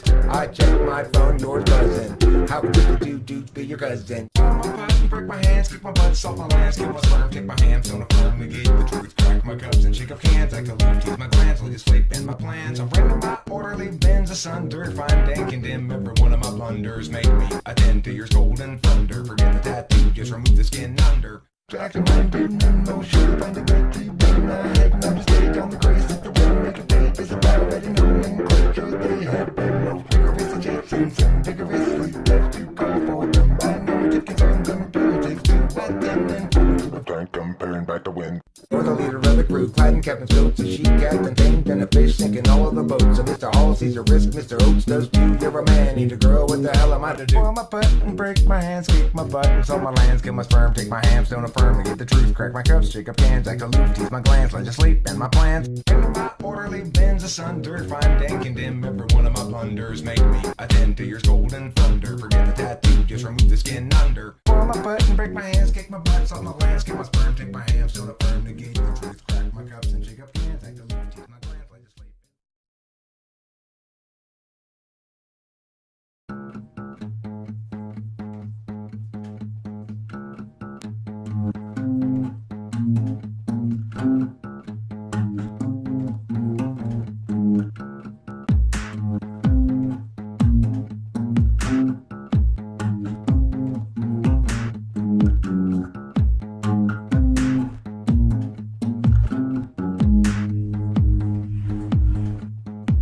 So get up, Eric, quit your bitchin', cooking showtime in the kitchen. Be alive and start to roll. You won't arrive if you don't go.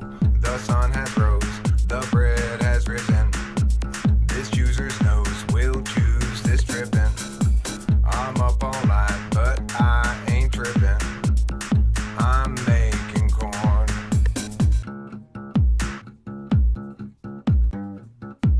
I'm gonna work all night, I'll perform, all accomplish outcomes, fight and suborn, all the light and scorn, I'll ignore the storms. I'm gonna gather up all of my corn. Giblets make up a turkey's rind, but I'm gonna make up the niblet kind. Nibs are the form of the fruit of the corn, so niblets unadorned are the bibless kind. They're shorn up the form of corny form, and warm on the stove just fine. Knife from the drawer for the chore, got a few dozen nibs, but I need a lot more, and the nibs will fall to the floor. Like horns on bulls attacking, like storms of gavel clacking, nib fall to the floor like a... I come home, you're requesting corn. I've got a thought inside of my mind. How's about I dip my cob in your creamer and nougat? You're requesting corn. I've got a thought inside of my mind. How's about I dip my cob in your creamer and nougat? So corn up in form, a corny form, warm on the stove just fine. And tonight's the night, making corn. Dipping my cob in your nougat. You got such a rich and creamery nougat. But when I tell you so, baby, you just say that it makes you want corn.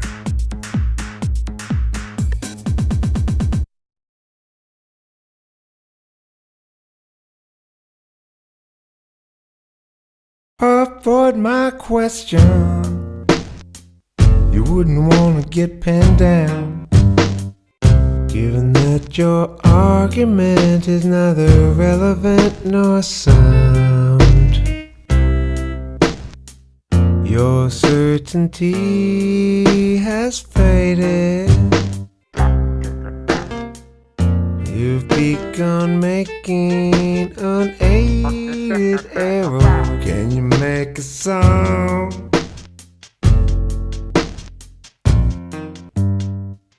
Based on just a little loop, round and round it goes. I wonder if you heard me at all. You're the one who rang me up. Did you really think I wasn't gonna answer the call? Everybody thinks they're immune.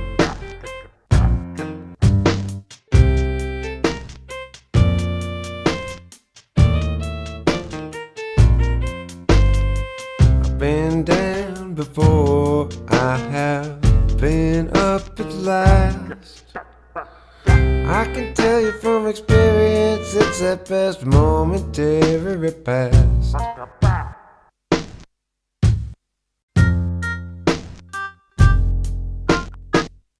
But that reasoning just don't fly.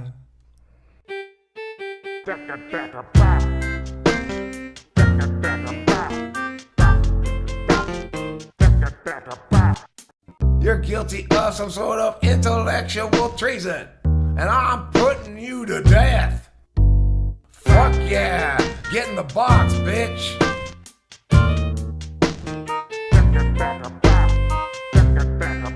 Halo's not gonna save you. Ain't no salvaging this one.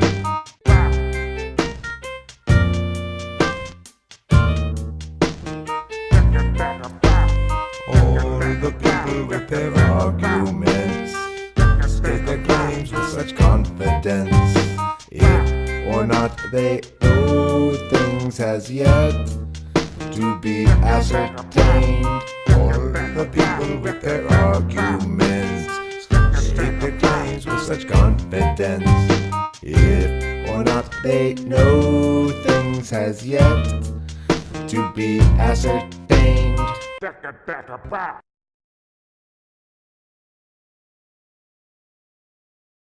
Pretty good. Pretty good song. This is a good song. Jonah's got his cabinet stuffed full of frogs. He's forgotten all about his lunchtime date. And Hal is leaving nasty comments on his blog. Really very late. Okay. Who are you texting by? Neurotics always link up to our tendency towards the things they do. Who typed you as INFJ or ESTP? Did I type you as that?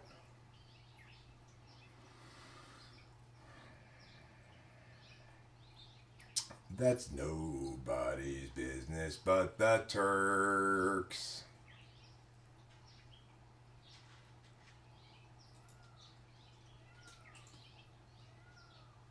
I did?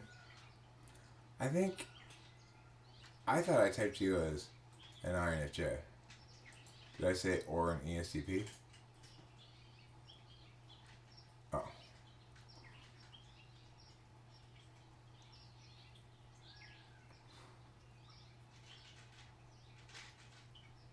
So, if you look here, we've got more explanation about both relative absolutism and absolute relativism.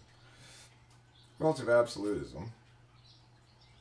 Under this frame, words are absolute in their expression, relative in their meaning. So whenever someone says something, those words have precise meanings in that context. They are unchanging meanings, just as the weight of a 1 pound brick is unchanging. However, in another context, one might define the word differently and thus offer that this time the brick is 2 pounds. Once agreed upon,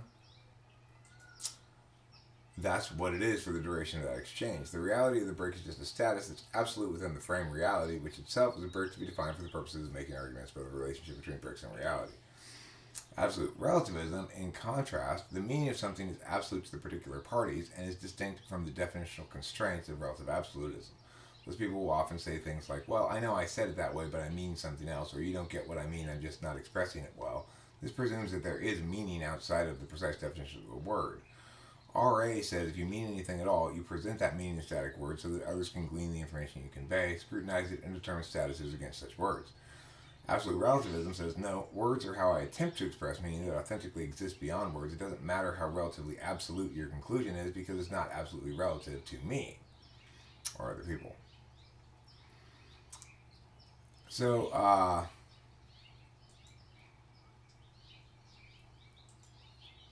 there's something of an advocacy in this document as well, which is as follows. The arguments we make in competitive debate produce tomorrow's common argumentational usage. There's a genuine trickle-down effect in the marketplace of ideas when ideas are genuinely good.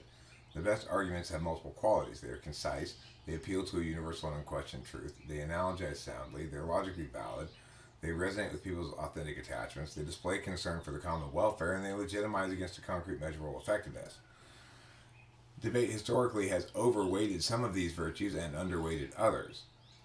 Our proper judging of around, in fact, ignores some aspects of arguments entirely while affording others great significance. Logical validity is necessary but insufficient burden, typically, while measurable effectiveness is often determinate in convincing the judge to vote for you.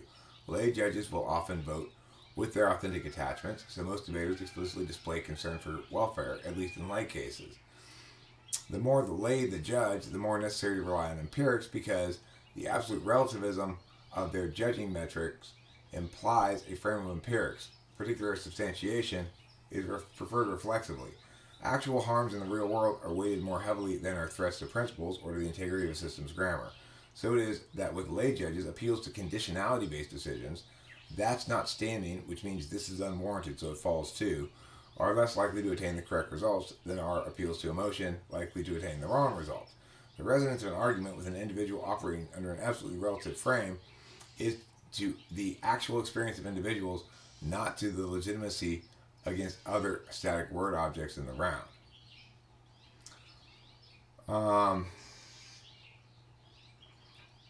The debate community has within it to affirm the good as defined through the implicit value of adversarial rhetoric, namely our best practices, subjecting of claims made to scrutiny and motivated attack, such that bad ideas don't get affirmed into actual policy. That is why the AF has the burden. This is why we default to neg if AF fails to meet that burden. Human understanding grows cross-generationally, and this evolution reflects on our argumentation.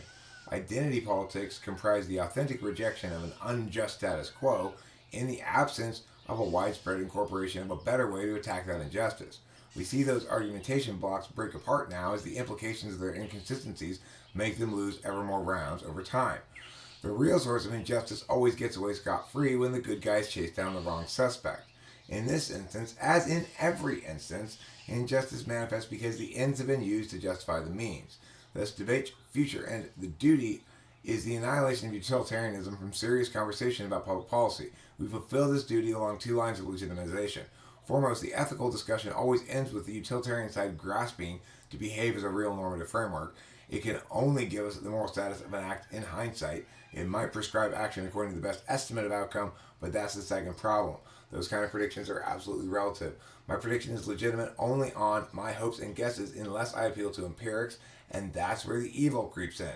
Predicting that this or that change in law will save lives, quote unquote, neglects to presume that vastly more vectors come into play than can be causally reduced in that fashion.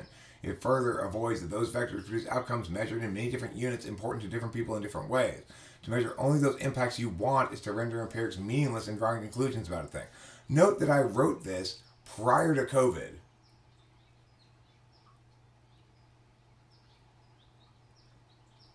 I mean, you would guess based on the way that this truth resonates so much now that I must have written in response to COVID. But no, I wrote this prior to COVID. So, what's the alternative? Well, the traditional impact calculus is that commonly employed in policy debate: probability, magnitude, and time frame. This calculus continues to be used in many rounds today. The appeal of it is that it affords the competitor a tighter frame in which to put together a case, and it gives the judge a common unit of measurement upon which to decide the round. The primacy of this calculus in debate for a long time reflected an implicit frame which suggests that looking ahead via extrapolations is a good way to make decisions about what action we should be taking now.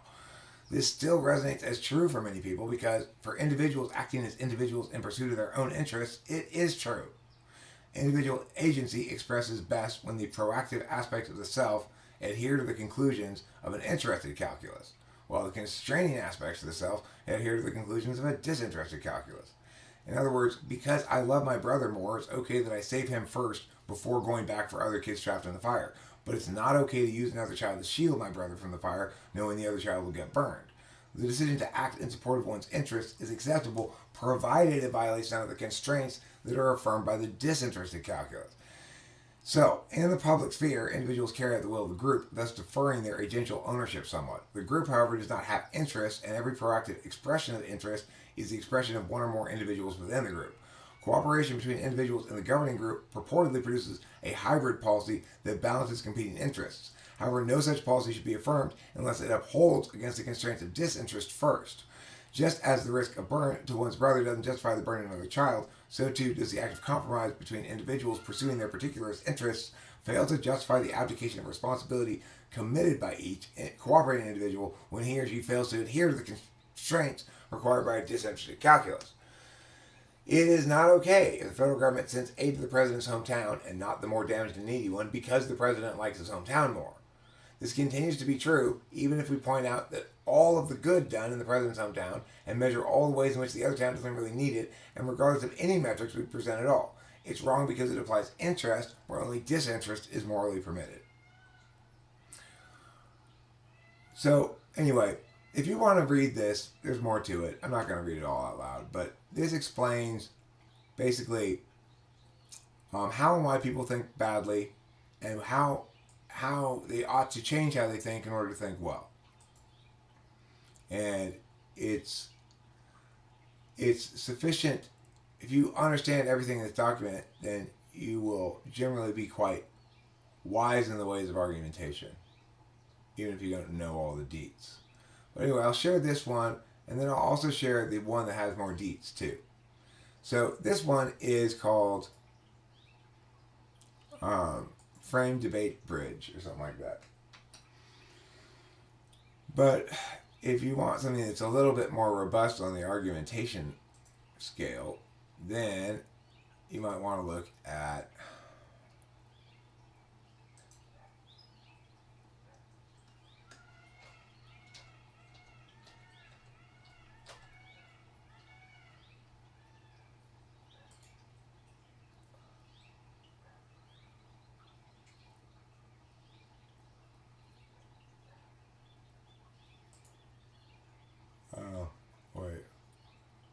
go back. This one is the most recent.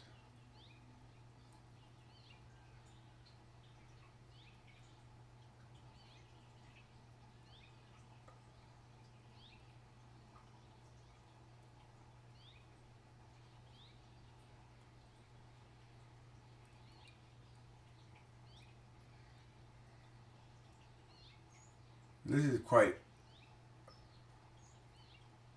comprehensive, actually. It tries to cover basically every kind of argument that can be made, and it does so in 14 pages. So,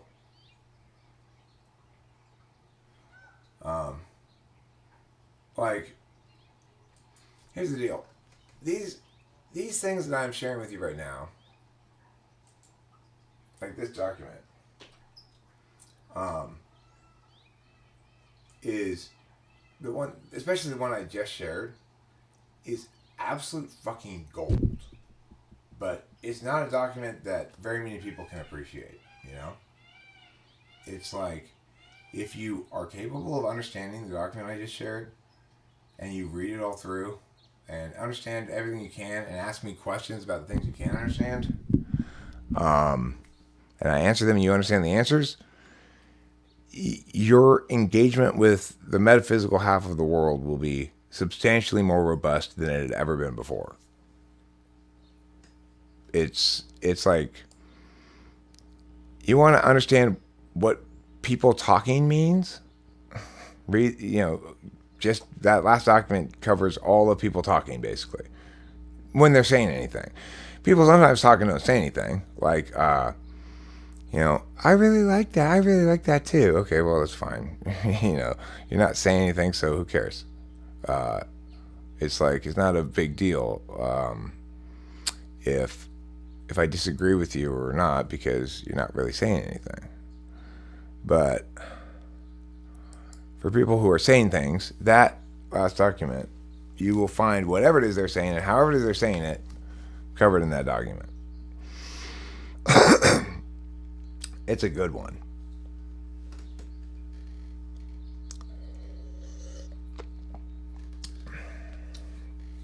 The cool thing about this moment in history is is more than just one way in which abstractly the world is more robust than it's ever been. Like when I was debating in high school, the scope and scale of total argumentation possible to be made in a debate round hadn't been fully explored yet, and it wasn't articulated out clearly, and it wasn't understood by the debate community. Now it is. It's not possible to make any kind of argument anymore that doesn't fit into an existing frame of argumentation that we understand through certain frames within debate.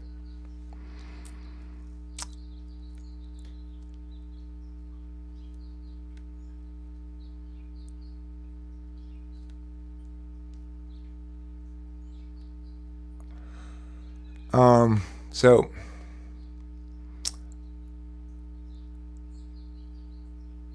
right. So listen, what I'm talking about here is not persuasion, okay? I'm talking about understanding. So I could be a beautiful speaker of Spanish, but I could also be illiterate and not understand the grammar conceptually at all. Okay? What I'm saying is, what this allows you to do, that document allows you to do, is no matter what it is you're doing, persuasion-wise, or someone else is doing, persuasion-wise, you can understand what they're doing argumentation-wise without the persuasive element, right? In other words, things have statuses as arguments in relation to other arguments in certain contexts, independent of how those arguments impact the listener. So a high-level debate round is lay people, non-debaters, can't understand what's happening at all. It's all just a bunch of jargon, and they're like, are they speaking English? So the reason that's the case is because at the top level of debate, it's not about what is persuading, it's about what should be persuading, you know? So what's the most persuasive argument? Well, the most persuasive argument is the most correct and robust argument from the perspective of someone who's just evaluating arguments. If you're not, but most people aren't. Most people have attachments to certain positions and so forth. So they're not evaluating the arguments first and foremost as arguments. They're evaluating them by comparing them against their own beliefs.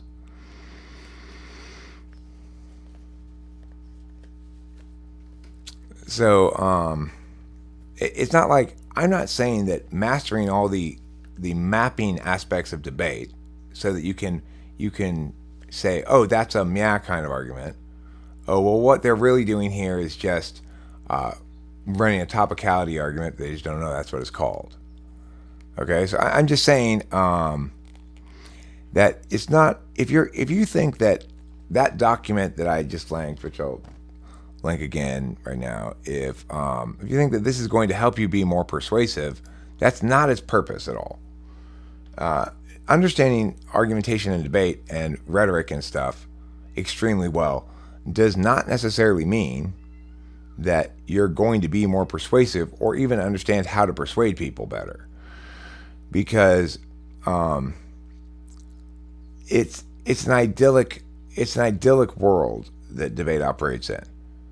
It says, let's pretend that whoever was right based on the arguments won. And let's include a lot more people in this activity that think that way. So that, as a matter of fact, like all the coaches and the best judges and stuff, you know, in real tournaments, all the judges are former debaters or coaches or stuff like that, you know. And if you're a big name tournament and you've got a TOC bid, then there aren't any lay judges. And so everybody's a flow judge, which means they operate basically on the assumption that if you make an argument and warrant it, that it's standing until responded to. You don't evaluate it on its merits per se. You just evaluate it on whether it's met the person who's making the argument has made all their prima facie burdens. So it's like, if I want to make a complete argument that has some impact, I need to include the warrant and name the impact and link it to the framework. If I do all those things and my evidence is weak, well, my job as a judge is not to evaluate the strength of the evidence. I'm waiting for the opponent to tell me, the judge, that evidence is weak, you should ignore it. At which point, that's going to resonate with what I know about the evidence. And if they gave me a good reason why it's weak, I'll ignore it. You know? So the thing is, that's not how actual political persuasion occurs, right? But if you aren't doing the high level debate kind of thing, then no matter what you're perceiving about persuasion or how you're doing persuasion, you're doing it by gut or by seat of your pants. And sometimes that's good enough and sometimes it's not. You're susceptible to persuasion, perhaps, or at least to being stymied by certain kinds of arguments because you don't understand what they are doing, not because you don't understand that they're wrong, for example. You might clearly understand that a given person is wrong and this argument is wrong and bad, but not understand why. Well, the other thing, Suda, is remember that for debate to be purposeful, you need to have a good coach and be on a competition squad.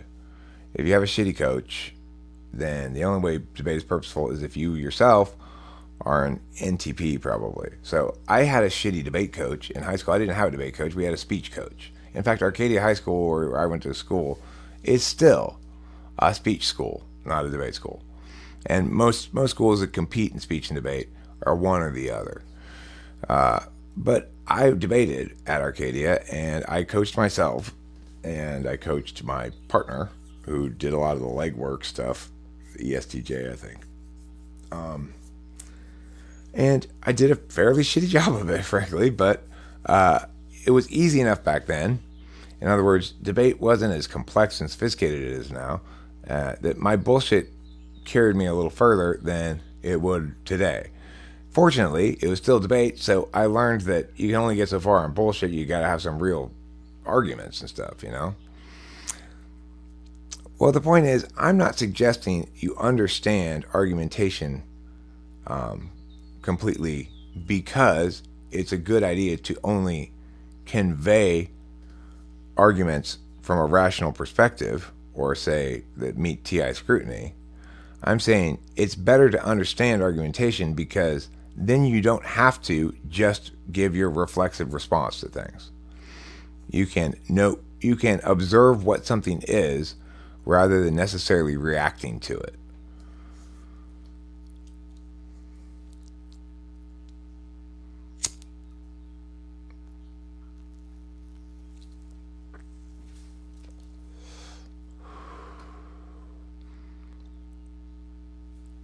You tried it once, and I was laying my points in like 1 minute when I had 5. I was losing just because of this, and also because I don't value SI or TE. I got so frustrated. Well, I mean, are you saying that somebody was saying you were going too fast? You were spreading them out too much? I've got 5 responses to a second subpoint. Meow, meow, meow, meow, meow. So, if you want to do that successfully, you know, it's like all good argumentation is very, very vigilant about structure. So, you know, the person who's making arguments is always referring back to the flow. You'll recall, Judge, my first block in my second argument, I give this warrant.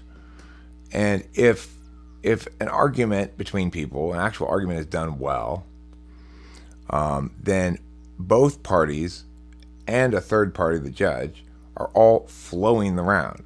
And if you were to compare their flows after the rounds, they would be similar in the sense that whether or not the status of a given argument is standing or not, at which point in the round, should look the same on all flows.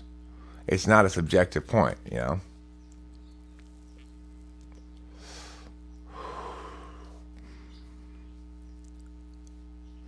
Well, I mean, the thing is, if you want to win a round, the most important thing is to make sure that you NI, this is from my perspective as an ENTP, is that you NI stuff enough. That winning rounds comes down to crystallization.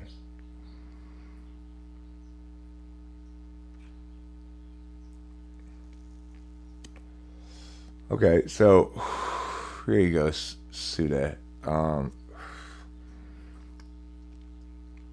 United States should eliminate the H-1B visa program. I mean, this. If you're AF, then you're against the program. You're in favor of taking action to end it. In other words, changing the status quo. If you're neg, you're in favor of the program. Do nothing.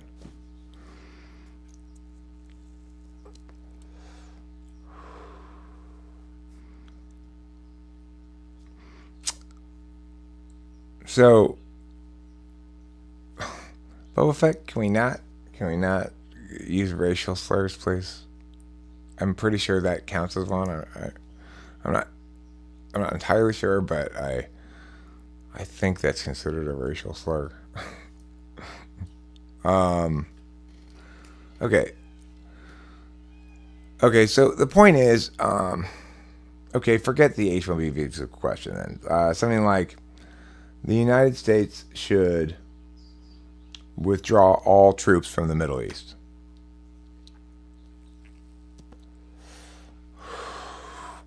The point is, to argue the question well, like an adult, is to adhere somewhat to my cognitive function bias on this. Because of the nature of the question and the nature of the things being discussed, it needs to be handled in an adult fashion. And what that means is, to begin with, when addressing the question, whether you're AF or neg, you need to begin with a framework.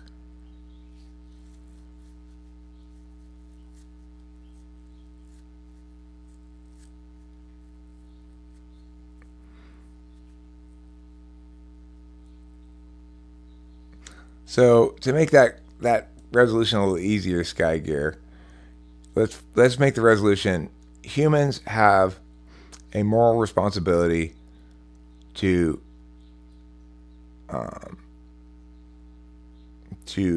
eat a vegetarian diet. Individuals have a moral responsibility to eat a vegetarian diet. So if that's the resolution, it's pretty obvious then why you need framework, right? You've got to say, well, what kind of moral obligations do people have? And if we were going to establish that there's a moral obligation to be vegetarian, what would that, under what moral framework would we go under?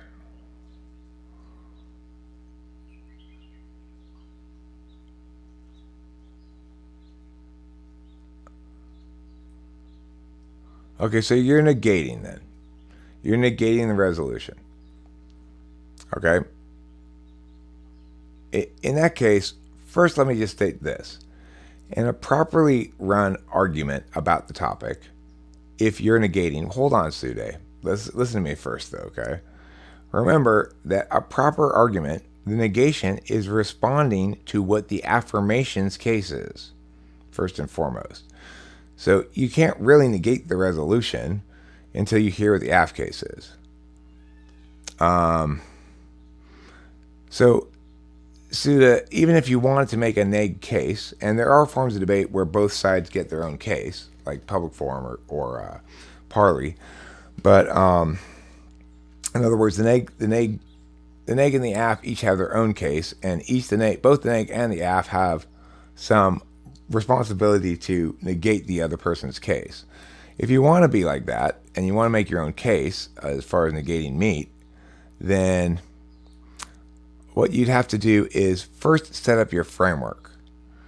So if you wanted to be in favor of eating meat, you'd say there's no obligation to change diet unless an obligation is established. Moral obligations are another way of expressing rights. That is to say, my right to go about my business confers onto you an obligation not to stab me randomly in the street. So when we view things from an obligation standpoint like that, then you'd say there's no such obligation for animals because animals don't have rights. We may have custodial responsibilities towards them, but those aren't universal moral obligations. Those are positive custodial duties that we've adopted as normatively good, but they don't comprise. It doesn't comprise a rights violation. It comprises a failure to be human enough. In other words, to care enough if you abuse an animal or something.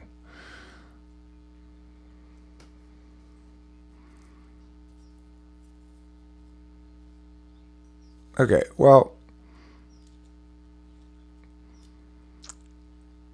so the aft resolution would be humans ought to eat a vegetarian diet, and one block of arguments could be it's shown to be healthier.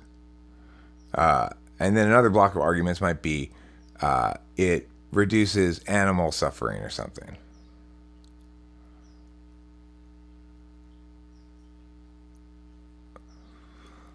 Okay, well, sometimes I mistype people. If I'm telling somebody they're an INFJ, we know one thing for sure, that I don't have a definitive polar on them. So it's like if I type somebody as ISFP, ISTP, ESFP, ENFP, ENFJ, or ENTJ, and somebody disputes my typing of them, I get frustrated because it means they're not thinking about typology through the same frame of reference at all as me, and so there's no point in talking about contention level stuff. We should just talk about framing. But if it's somebody I've typed as one of the other 8 types, then there's always going to be some wiggle room for wrongness because the polar tests aren't definitive, I may have, but that's the point I'm saying. It's like the other day, random person made a comment about how Grace wasn't really an ISTP. That made me very angry because it's ignoring the fact that what he really means is I don't agree with you that your polar test is definitive. That's what should be determinate in determining someone's type, right? So that's why it frustrated me, because it's like, say what you mean, say you don't agree with my interpretation of these results, not that other points of data outweigh, because if you're saying that, we're using different metrics to evaluate things, and you're just bullshitting and pretending you're not. Hi, Grace. Are you the Grace I'm talking about right now? Are you that Grace?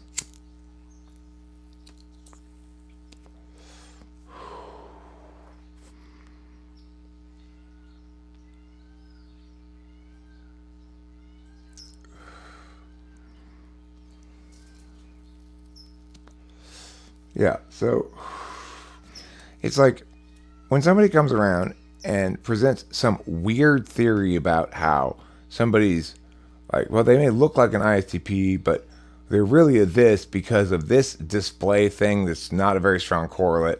I just go, oh my God, could you do things more wrong? It's very frustrating. It makes me want to poop on their face. Not just a little ball of turd, a big, just right on the face.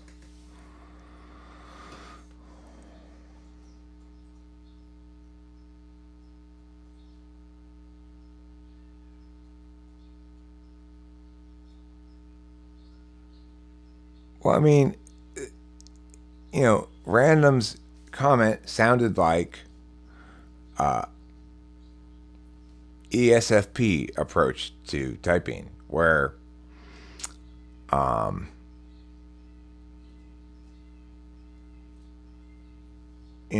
there is no definitive, there's nothing definitive about TI, and NI is just something they throw out there randomly. It's just like, okay, go back to retaining your semen, please. Go back to your new water fast that you're on. Like, getting dehydrated, that's good for me. Wait, you're water fasting? So you're saying you're purposely dehydrating yourself? These are the sort of things ESFPs say. Oh, I quit all sugar this week, for like 4 days. Because it's hugely important. Next week, of course, sugar's forgotten. It's, oh, no, I don't eat any gluten. Gluten is death. Next week, completely, oh,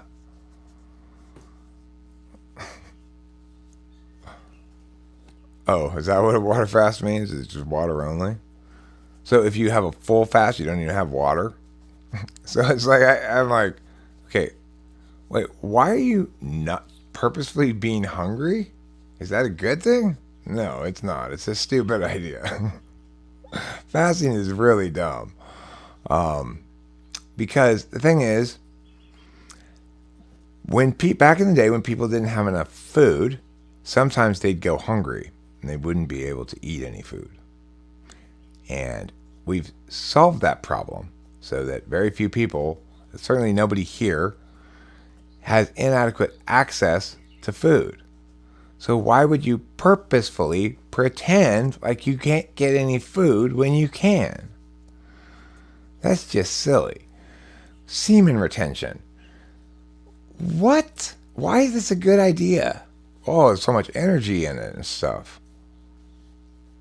You know, it's like no fap. Oh, you really got to stop fapping because, I guess if somebody's spending all day fapping and they're wasting a lot of time on it, but the ideas behind these things are all the same kind of crazy bullshit fourth slot NI. Basically, just I like this idea that this stuff has power and I can attain some sort of identity change through some sort of physical thing like that, and I will just believe it until I don't, and then I'll just believe the next thing.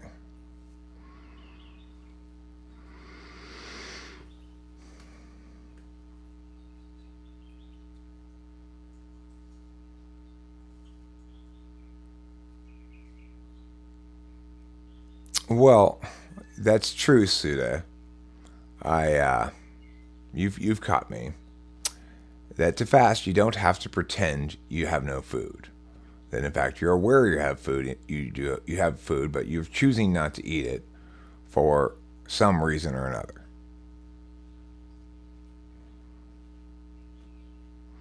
Yeah, so I'll check out that comment, sure, but it's probably something like, oh well, there's dopamine levels and instant gratification and training yourself to be. It's like, this is not. It's just like, let's put these things side by side and make up a story. And that's a good reason for things. It's just like, oh, okay. Yeah, but it's much worse, and from my perspective, worse. I don't know, worse, whatever, but it's much more annoyingly rendered by ESFPs.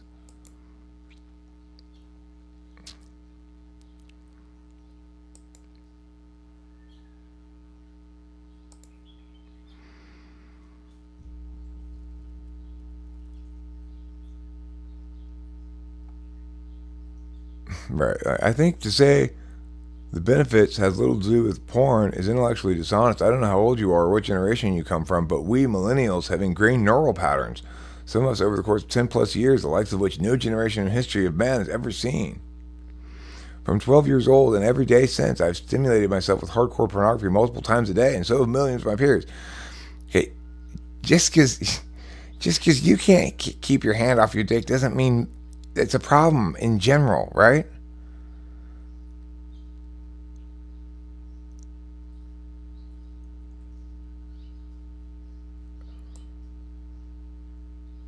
I'm 784. God, it's so terrible. This argument, your best arguments. It's, oh, come on. Those aren't arguments. Those are just like your fuckery. I'm a 784. I'm a 7 in the first slot, which means I like to play. I'm an 8 in the second slot, which means if you want to fight, I'll pew back, as long as it's verbal. And I'm 4 in the last slot, which means if playing and fighting don't work, I'm going home. fuck off. Yeah, that's basically my tri-type in a nutshell. Let's play. Oh, you want to fight? Neither of those two things. Okay, fuck you. I don't care anymore. I'm going home. I'm tired of this now. This isn't fun anymore.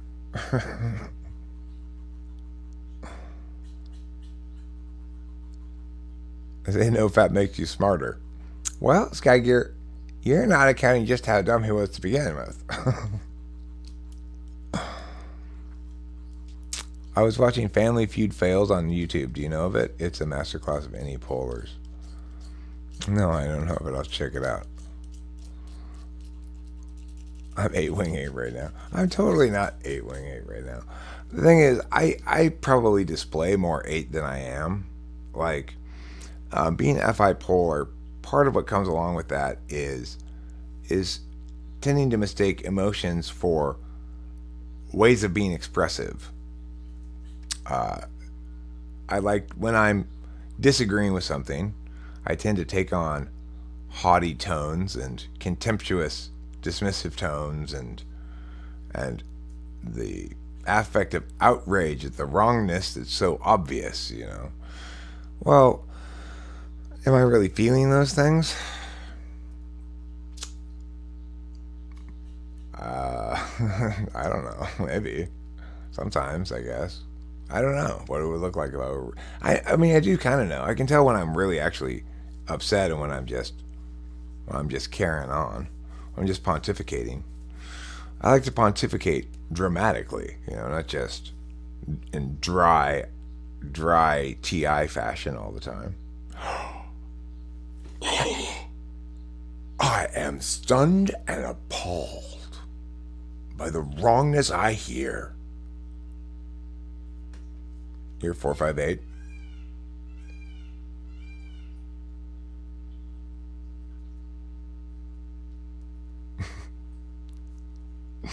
You're 458, and that means if being an SJW doesn't make me win the fight, then I say what I say the same thing louder.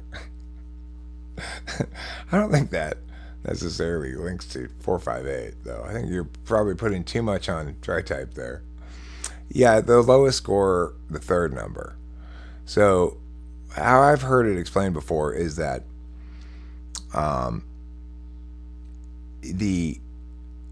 your first number, you're going to be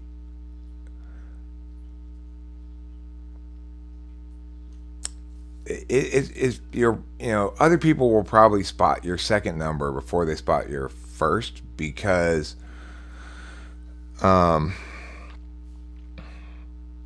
you're so like my tendency towards playing and ignoring fear and fiddling while Rome burns and stuff is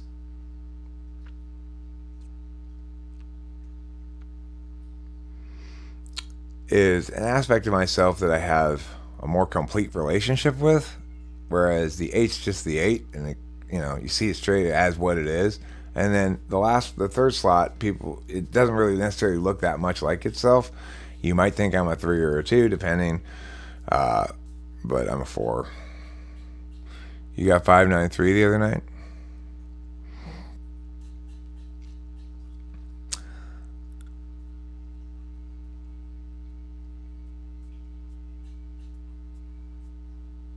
Okay, yeah, rain. You're right. That's correct. Yeah.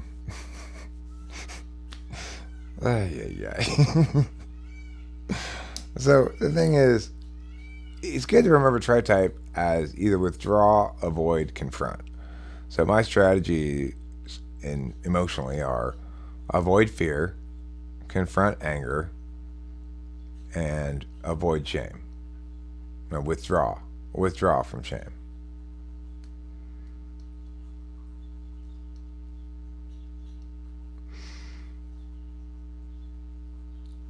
Yeah, because avoid would be 2, and confront would be 3, withdraw is 4.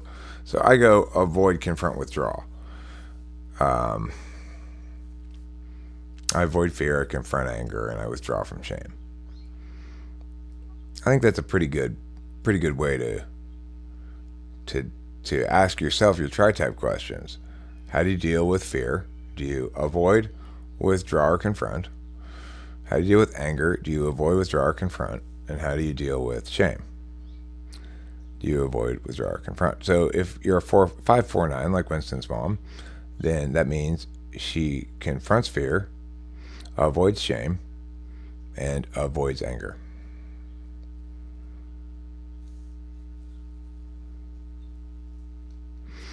Well, Skygear, my point about Enneagram is that it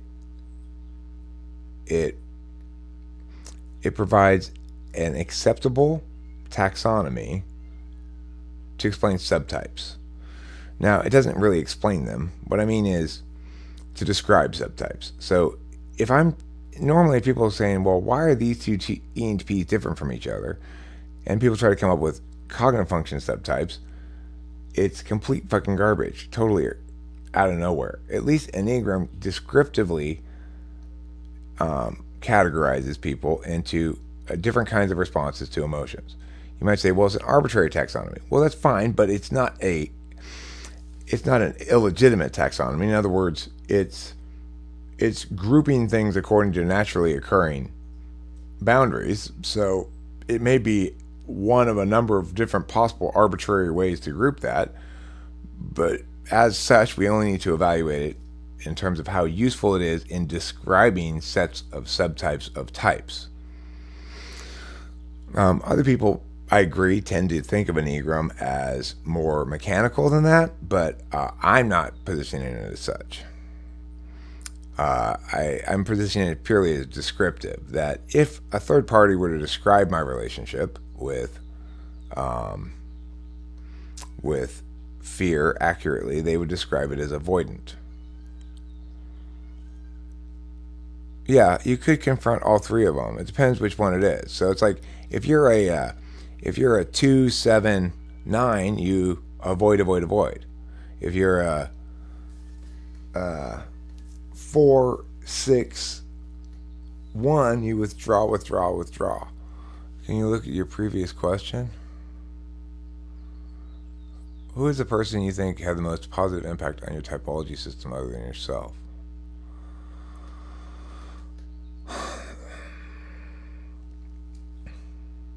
I mean, the name that comes to mind is Evelyn. Evelyn is the person I would rely on to... I could reliably know that if she was critiquing something, she wasn't just being impulsively INTP pedantic. Even though she's an INTP, she was... for example, she's the one who made me understand that that really only FI and TI are objective or subjective. Prior to Evelyn correcting me on some things, pointing out some things, helping me think through some things, I was in the habit of saying that functions are all either objective or subjective, and my point was my point was being lost, and I was muddling the situation by expressing it the way I was expressing it. Of course, to really meaningfully talk about objectivity and subjectivity, we're either talking about data or we're talking about individuals' deliberation style, whether they are interested or disinterested in their calculus. So it's much better to understand that, as from an attentional manner perspective, there's only two functions that are objective or subjective, and those are TI and FI. By Suda. Not Sidhu, Suda.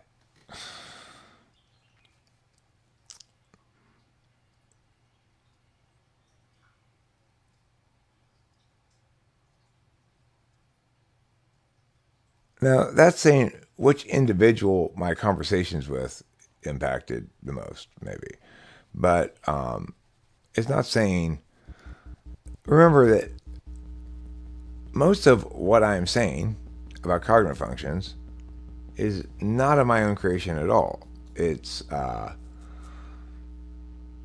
based on general descriptions of the 8 cognitive functions, the 8 that, like BB talks about evaluating people via front and back stack. So you might say that's from BB. I got plenty of notions from socionics. Socionics basically gave me examples of wrong or inadequate framings that I could fix. Without something to fix, any works off of shit. It doesn't really just work off of nothing. So it would be impossible for me to have corrected it if people hadn't done a lot of work already that wasn't quite right. I relied on all that work, even though it wasn't quite right, to correct it. So it's like,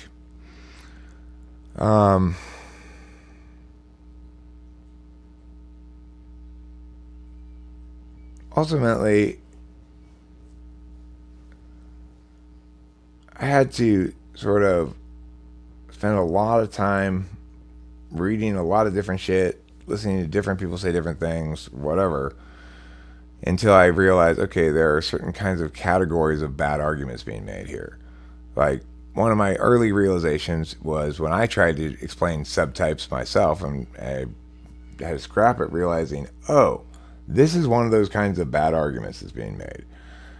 Cognitive function model doesn't allow for subtypes within the cognitive function model because of the nature of attentional manners and what it is we're talking about. It doesn't allow for it. There's no meaningful way to say that you're a any subtype of a ENTP or something. It's stupid.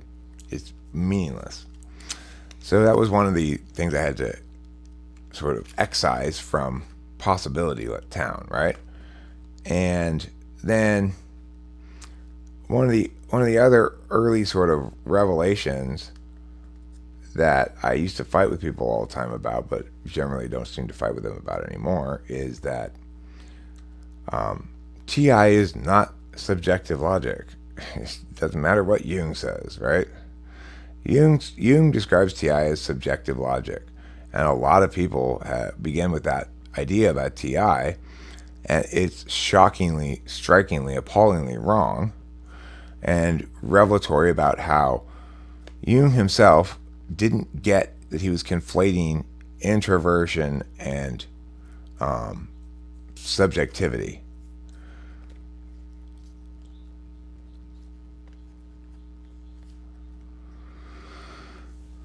Right. I mean, a lot of people have done a lot of different things about typology. Yeah, SFJ types don't generally think beyond the scope of the day. That's absolutely correct. ESFJs think a little bit longer scope, but it's still on a calendar. The thing is, people have done lots of different things about typology and cognitive functions. What was desperately needed is somebody to come in and say, okay, all of these things comprise different kinds of arguments that are useful or warranted in substantiating different kinds of claims. And what's happening here is there's a mishmash of claims being made that are references to behavioral correlates, display correlates, value correlates, skills, and nobody's distinguishing between the kinds of claims that are being made and the extent to which they are metaphor or ought to be taken as some sort of direct mechanical representation, right?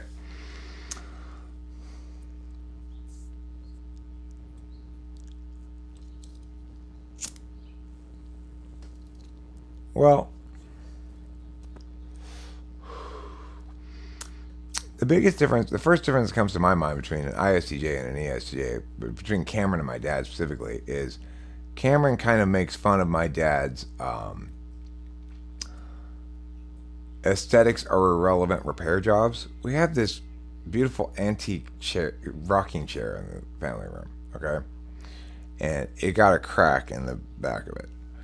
Well, my dad's repair job was to get two metal little rectangles that have a hole in each end, like a brace basically, but just a flat brace. Get two of those and just fucking screw it into the back. So it looks terrible, but the chair's fixed properly, right? That's, we have a tear in the couch, which is fake leather. My dad went and got an iron-on patch and, patched it, and it's not even the same color. It's like a much darker color, kind of a similar color, like that kind of shit where my dad doesn't really care about aesthetics at all, as long as it works well. Cameron thinks is funny. Like, he goes, that's not TEing right. So I don't know, because Cameron's the one with FE Polar. But I think what it reveals is that your 7th slot's an absolute value, and your 8th slot's instrumental and largely countervalued. So if you hear me being mad about something, a lot of times it'll be mad about what I consider SE bullying its way through what should be more discussion. So what made me so mad about COVID was policies being forced through without justifications being made first, without adequate justifications being made first. And just a total disillusion of rule of law, right? And the abandonment of all precedent, reason. It drove me insane. Why? Because it's people SEing too much. So it's like, I think a lot of our values about what we think is evil and wrong are linked to our 8th slot function.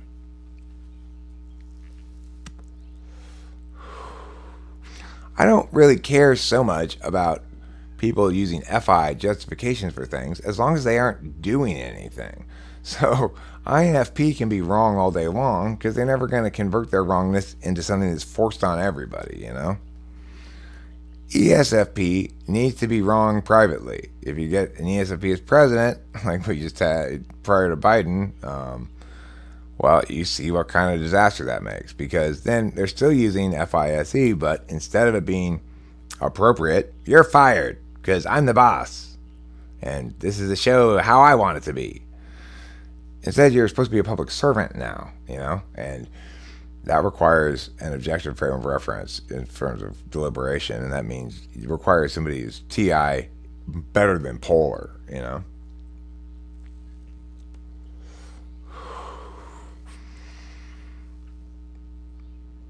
How do you differentiate between somebody's polar and inferior? Well, the best example is TI, but it's not always possible. So, for example, if I ask an ENFP some TI questions, she'll likely scramble out of the way, trying not to answer them, or give answers that reveal that she's got no idea how to answer even the most basic TI question. Okay? There's a video I made of Monica that I'm gonna have to take down in a few days. She said I could leave it up for a week. Why did she only want it left up for a week? Because she thinks her not being able to answer the TI questions, even really basic ones, makes her look dumb. The thing is, if you then look at my typing video of ENFJ Megan Lavoda, you'll see her answer to the simple TI questions was like this. Oh, okay. I'm being asked a TI question. I'm getting a piece of paper out, and if my mother's sister's only sister, it's your grandmother. And then she's like, yes, I did. It's like, that's 4th slot, right? In the sense that Megan Lavoda was happy to have successfully gotten it right, and seemed kind of to not get how easy of a question it was for a TI user, whereas the 7th slot, they somehow get how easy it is, and they're very avoidant of having to display their weakness there. Yeah, so she still grasps the concept, right? I've literally had this response before from TI Polar when I say, who is my mother's sister in relation to me? And they go, family?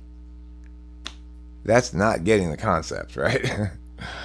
And you'll hear people, when they do talk about their own polar, they're often misidentifying something else as their polar. So when Rachel talks about TE, she's often actually referring to SE. But she doesn't really get what TE is, so she just sort of conflates the two. People tend to conflate their fourth and seventh. So if I'm being FI polar, if I didn't know about cognitive functions, I'd mistake hunger and thirst for emotions, basically. I don't have feeling. I'm not upset or anything. I'm just hungry.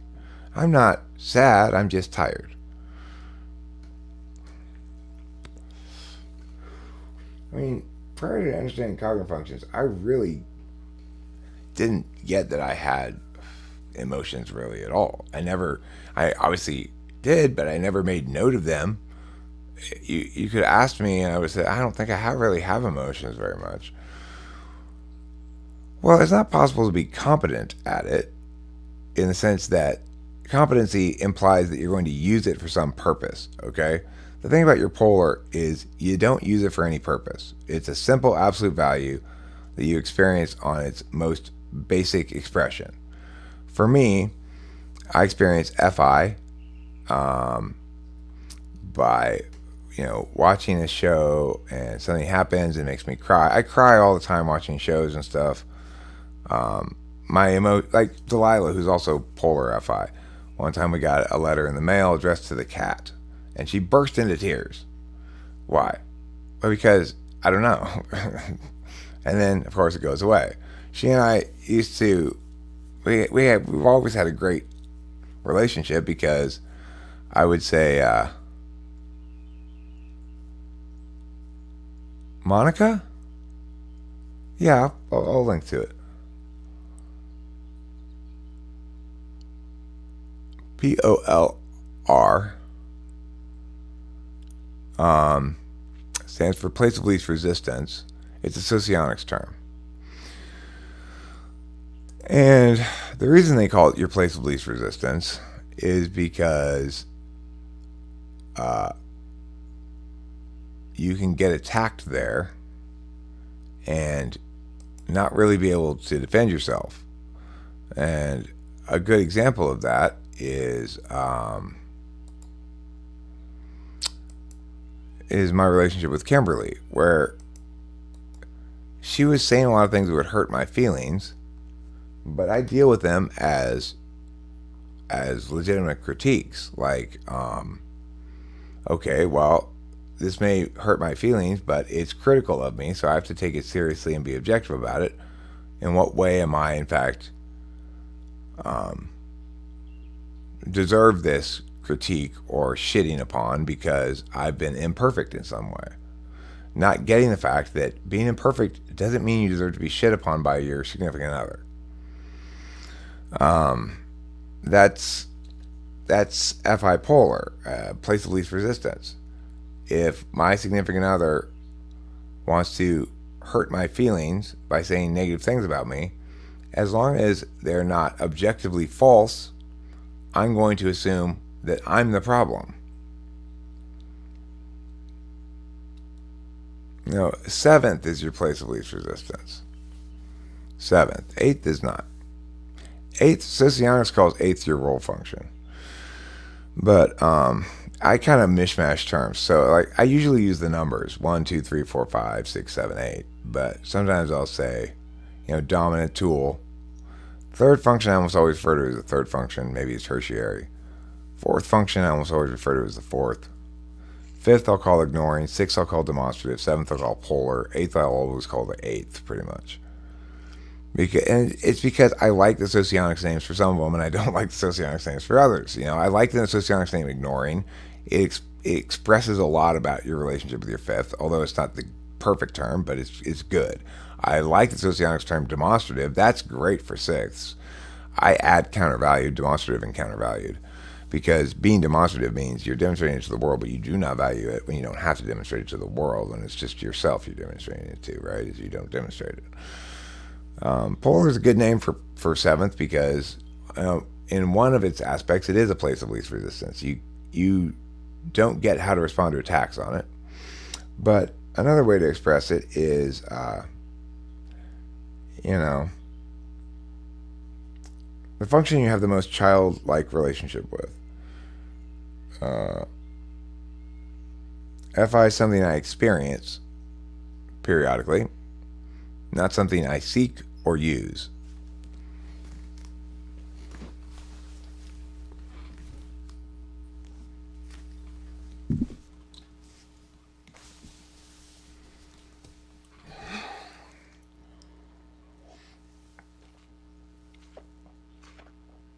So, Horse Mumbler, you're right in the sense that if you look at it from the perspective of you talking about you, your seventh slot is a place of a great deal of resistance.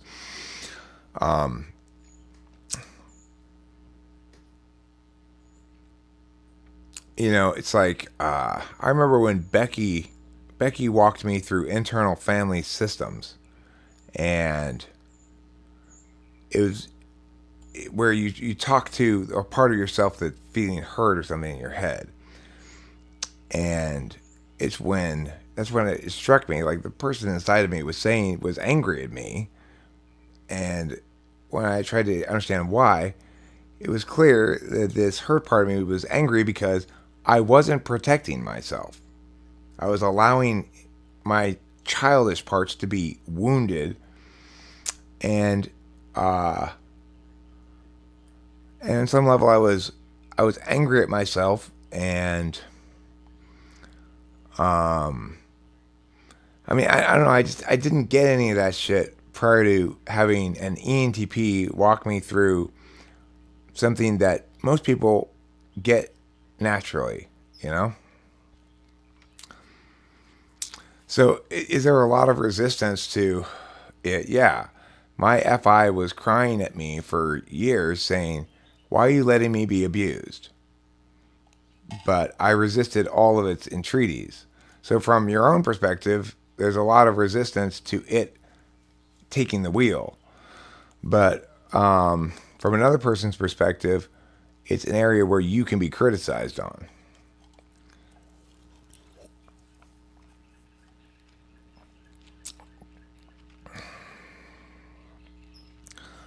Is that why I asked you about negative comments about your content? I don't care because any seventh. Now, I mean, wow, what a great example of Genexial mistaking his polar for his fourth. I was obviously asking to sort of get a sense of where your FE goes, like how your FE plays out as a content maker. But because you're any polar, I could very well be asking any question. There's a perfect example of how people conflate their fourth and their seventh. No, I wasn't FE. I was FE question. Nothing to do with extroverted intuition.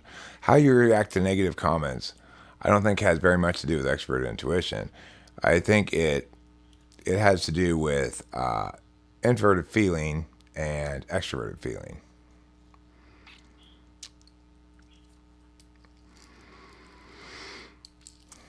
If I had to type Gen X Xennial, or if I had to type Generation X? If I had to type Generation X, it would be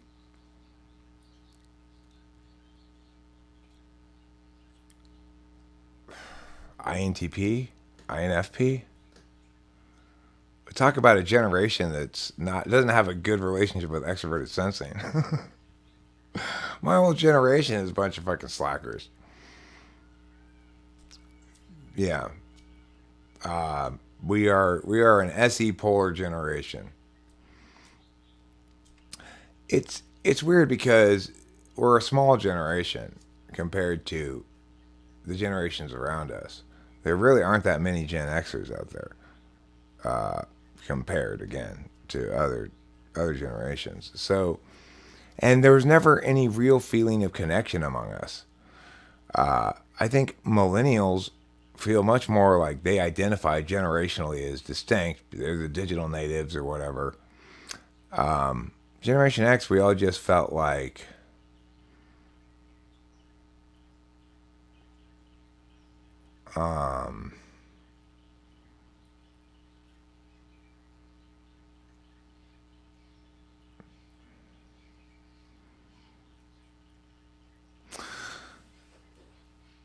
we never heard anybody tell us the truth growing up. You know, it's like my generation was never told the truth growing up and had no truth speakers talking to us.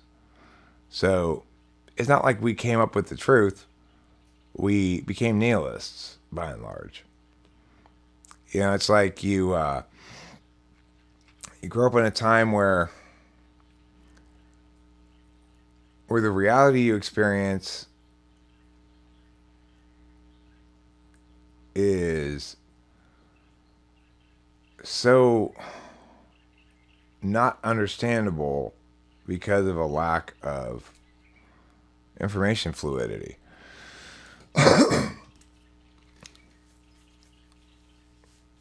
It's like the way that kids experience their childhood when I was growing up. It was very barbaric. Kids weren't protected from each other. They weren't protected from the kind of ontological assault that children tend to do to each other.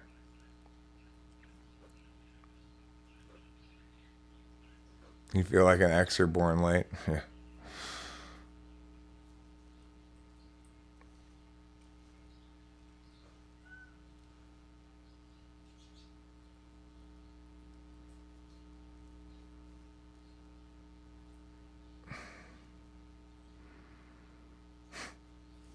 Anti-fragile.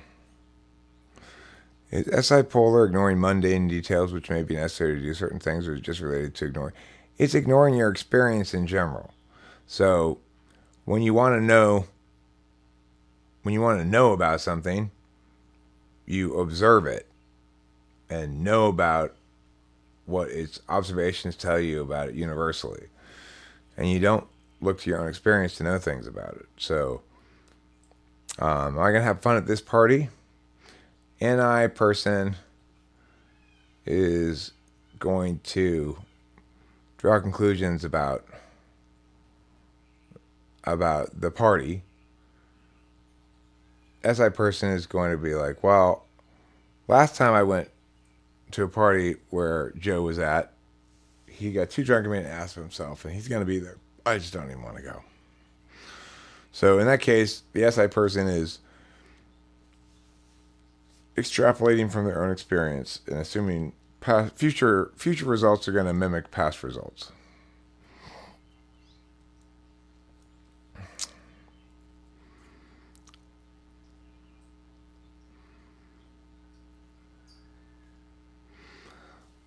How would I demonstrate SI to the world when prompted? Well, basically, so when you need to bolster your TI, not just by doing stuff, but providing more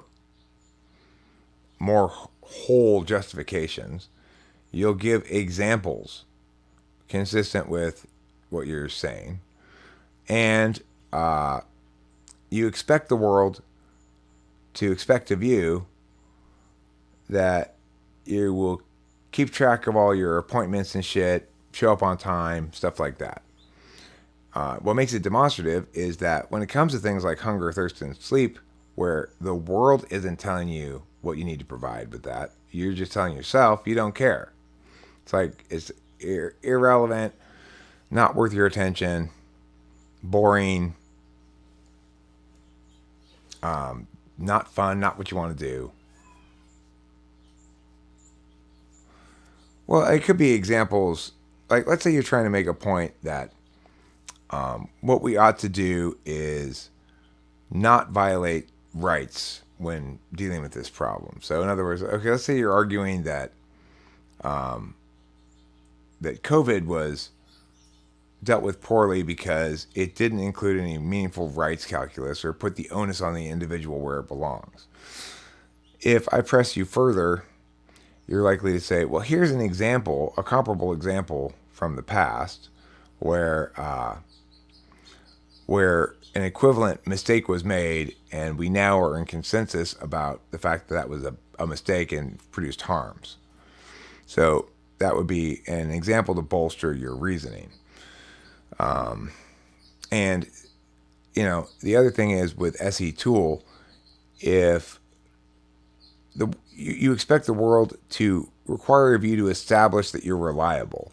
In other words, you'll be able to point to past examples from your own life and say, well, look, I said I was going to do this back then and I did it now, so I'm saying I'm going to do this now, I will do it. I can cite my own past as a convincing reason why you should have faith in what I'm saying or doing right now.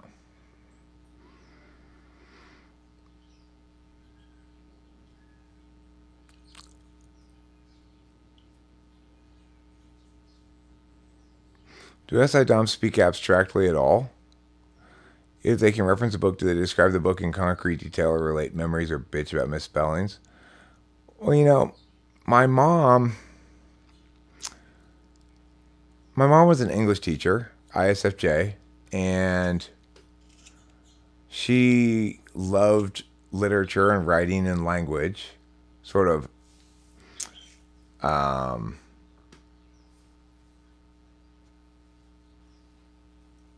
as something that gave her, she appreciated the magic of it somehow, but she didn't really talk about it abstractly, right? So she could write an English essay or something, but there wasn't any abstract frame of reference. When I went out with Kimberly, she was an ISFJ. Well, there just wasn't any. She could make observations about people, link it to what I was saying maybe, but there wasn't any abstract ideation at any point, really. And I remember my friend Dave Porter having to explain to me, he was an ISFJ, that, like, I don't understand things as quickly as you, Eric.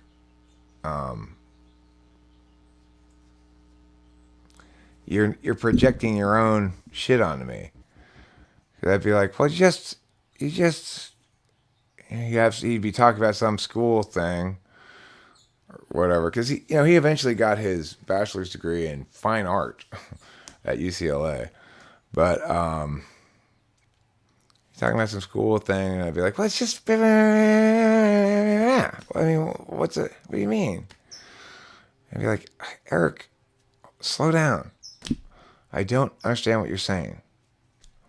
It's like one of the first persons in my life that I believed when they said that. I've always had this thing where nowadays I get that I get that I still don't get how I'm going too fast for a lot of people. But it used to be, I thought people were lying to me when they said that they were just trying to play dumb and be difficult. I thought that for years. That when people would say, like, well, I don't understand. You understand just fine. Don't fucking lie. That was perfectly clear. Don't understand. You just don't want to deal with what I'm saying. No, Eric, they really didn't understand you. They genuinely didn't understand what you were saying. And you kept telling them they were lying. It's weird, huh?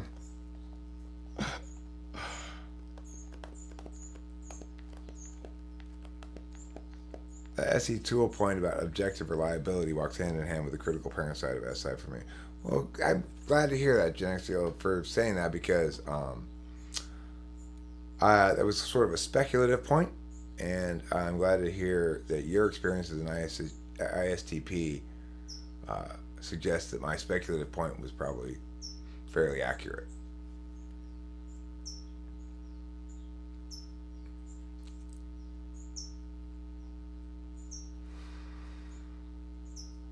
The thing is,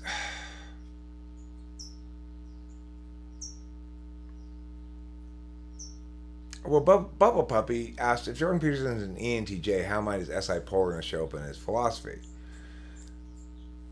He his whole approach towards psychology and philosophy is excise individual experience and replace it with universal indication.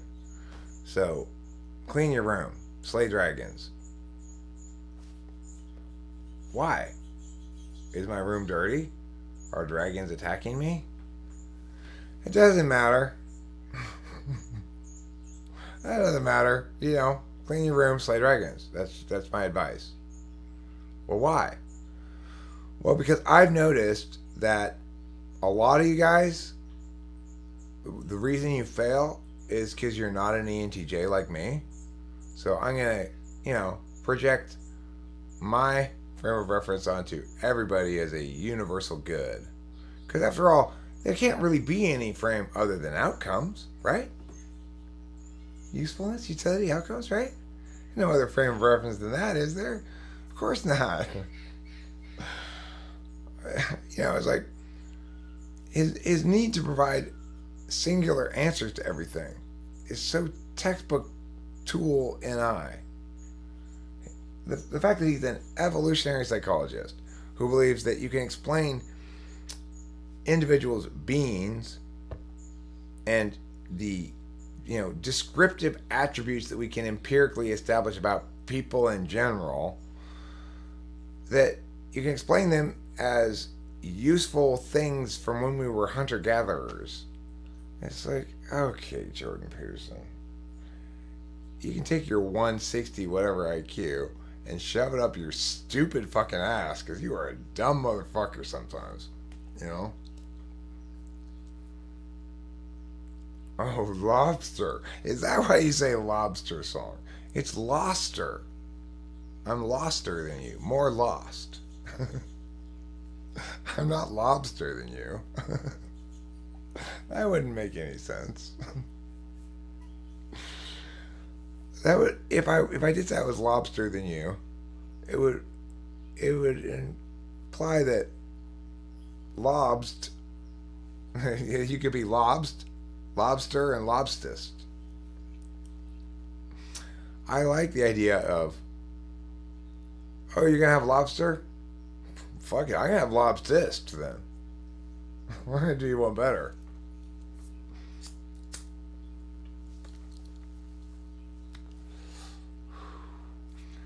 Anyway,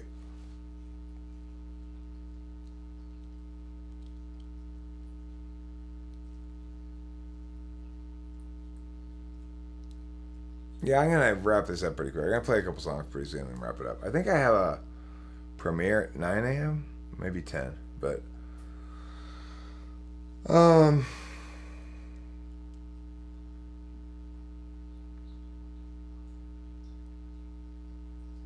I don't know what I'm going to do today or what I'm going to, if I'm going to accomplish anything or whatever, but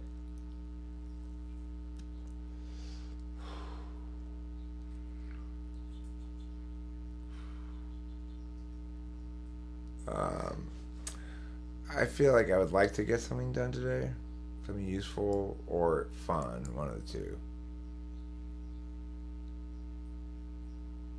What am I going here for? Oh.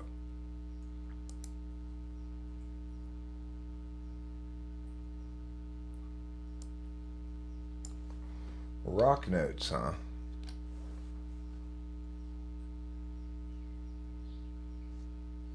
Rex Stardust lead electric triangle.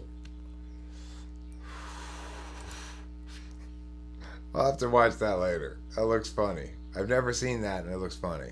Your channel is really developing an addictive appeal. Have you always live streamed this much? Yeah, pretty well. Not always. I tell you, when I really started live streaming was when YouTube introduced the webcam streaming, which doesn't require you to stream with the software. I'm currently using the software because it's a better way to stream in general for a lot of reasons. But at the time when I started streaming, I was more lazy about it, so I only started streaming when it got a little bit easier, and then I got addicted to streaming basically. it's maybe my favorite. No, but I have one premiering this morning, don't I? I think so.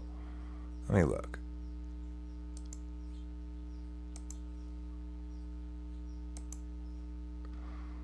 Yeah, I've got at 10 a.m. INTP TEM FI 8th. Is the subject is FI 8th basically. You know, it covers various things, but FI 8th is one subject. So the thing about live streaming is I really like to live stream because it allows me to do all the talking and everybody else provides me things I can riff off of when in the chat, and it's like socializing without any of the challenges of socializing. So one of the challenges of socializing is being aware of the fact that various people need their turns to talk to, and you can't monopolize all the audio space. And I do enjoy having conversations one-on-one with people, and I try to do a pretty good job of not monopolizing the audio space too much. But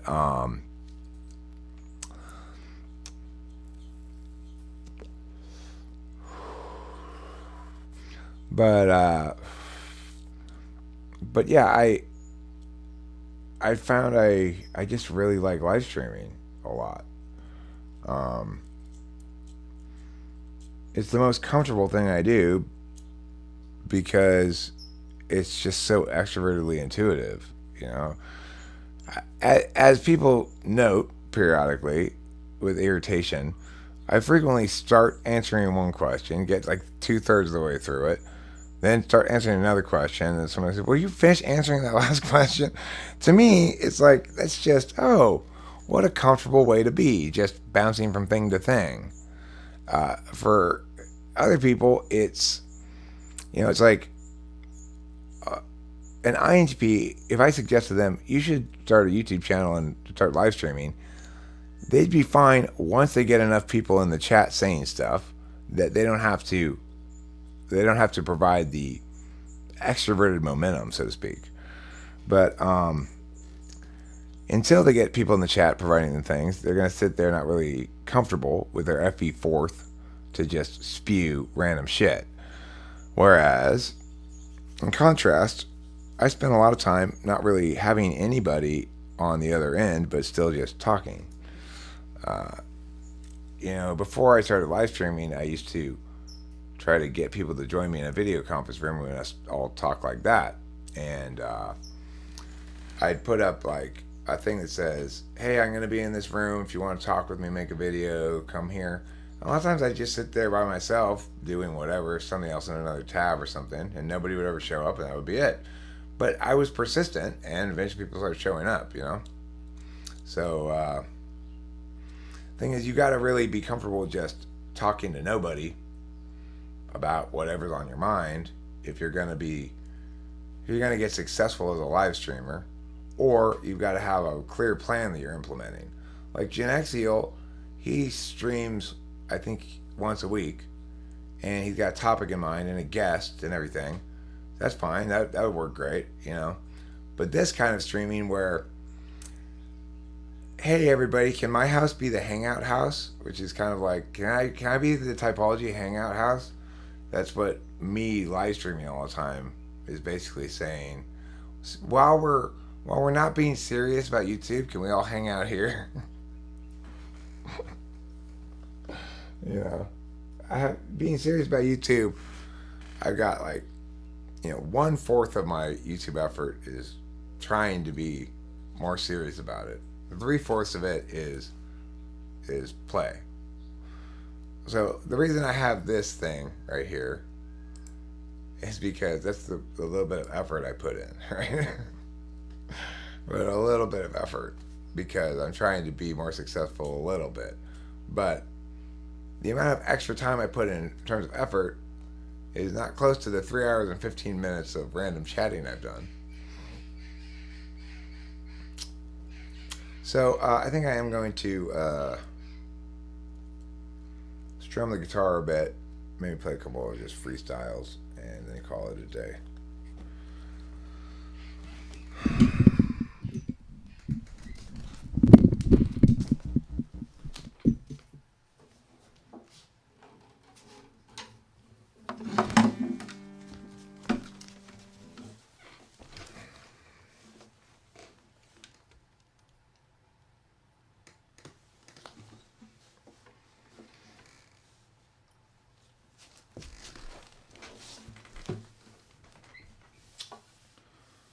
Come on, filter.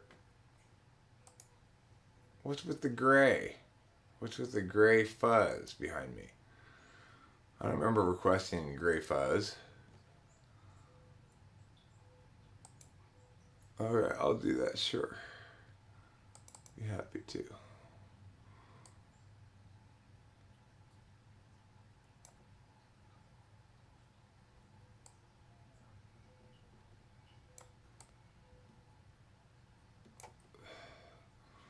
Does that work? Not really, but I could turn on the light maybe. Does that work? That works a little bit better. Okay. First, I'm going to play a song called Extroverted Feeling.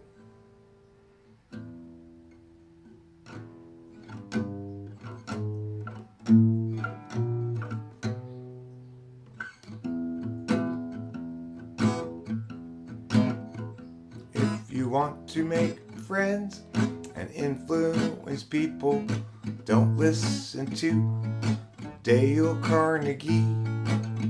Making friends and influencing people is as easy as 1, 2, 3. Listen to your FE. People dislike arrogance and bragging. They aren't impressed by hearing your successes. Use yourself some extroverted feeling instead, and the stresses of the dead will wash away. Extroverted, all your feelings, your concerted effort to reveal my deepest motivations will produce results that you can take home and choose. Extroverted Feeling. There's a song called Extroverted Feeling. It's about extroverted feeling. This is a song called Introverted Feeling. It's about introverted feeling. Sometimes deep inside your tender parts, a moist dew wettens the start of your day, and you say, oh hey, I'm feeling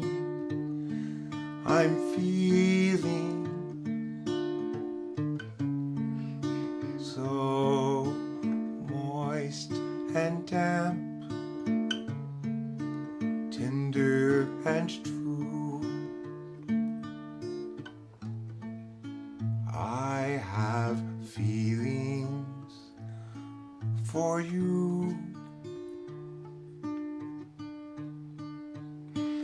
Am I angry or sad, happy or glad? Only my feelings can say. Am I making decisions with objective calculi today? Probably not. After all, I've got a lot of feelings. This is the Introverted Feeling song. I just made it up right now with my feelings. I used 6 of my 7 feelings to make up that song. When I was younger, it seemed that everything gleamed. I don't know what happened to me, but I've lost that sense of urgency, and I don't think that I'll ever see it again. If you follow my lead, you'll discover I'm loster than you, and you'll want to know the way to get back out to wherever it was you thought you knew. And tomorrow will be just like today. I'll be lost then too. It's a matter of mood as much as a matter of will. And the things I do and the direction I point to still seems a part of me, though departedly. And I wonder if I'll ever see them again.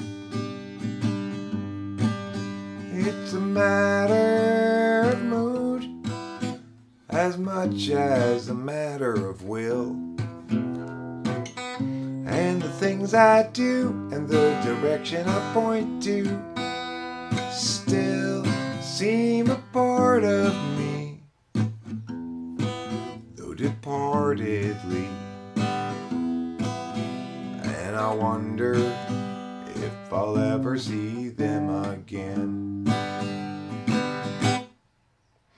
Bum-pa-dee-da, ba-dum-pa-dee-dee, da-da-dee-da, doo-doo-doo.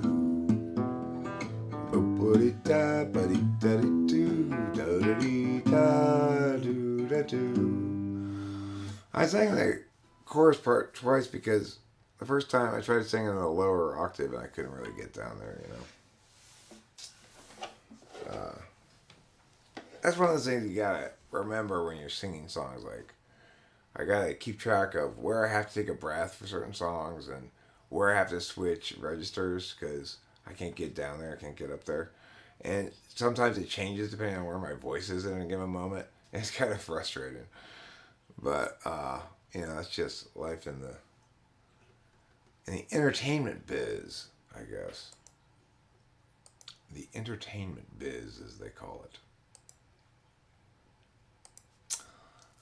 Well, let me play a couple more songs since I'm here. I'm queer. I don't want any more bears.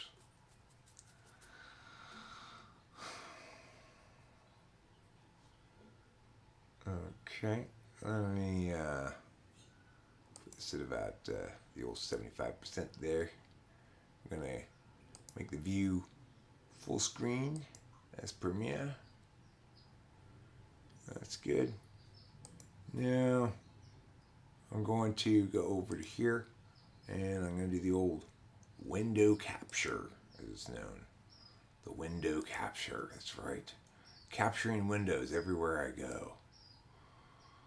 That's what my mom promised me when I was a little kid. She said, everywhere you go, you'll capture windows. I said, Mom, that doesn't make any sense. Don't you worry about it, my precious darling, she said. You're a window capture. Okay, well, that's good to know.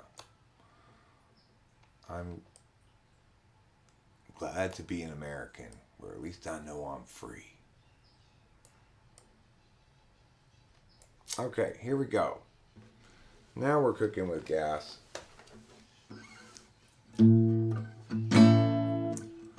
Santa Ana's from the east, start blowing, driving down this mountain fire. Grand Atlanta had best be going, they cut it down to the wire. And everywhere apocalypse sung heavy. The truck was piling up with ash. Lana got the dogs in the Chevy and Grant counted out that petty cash. If times are ending, then time is bending. Flames rain down from the sky. While the dogs knock out with Grant exhausted, Lana stays awake to cry. 120 out at Labor Day, and that means cooking meat outdoors. Guy got distracted and fire got away. Now from Bradford to Arcadia, they curse his name. Fire chased them west and down the incline until they reached the foothills below. Found a room cheap for the night online. At least now they had somewhere to go. Tomorrow they'd evaluate their options now that their life had burned away. Alana's sister has a place in Laughlin. Wasn't really any more to say. If times are ending, then time is bending. Flames rain down from the sky. While the dogs knock out with Grant exhausted, Lana stays awake to cry.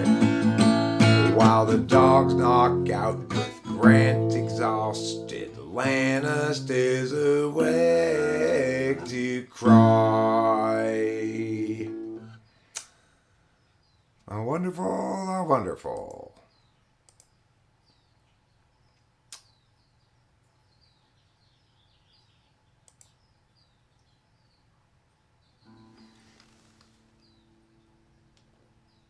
First I'm going to piggity, then I'll pow. Piggity, piggity, pow.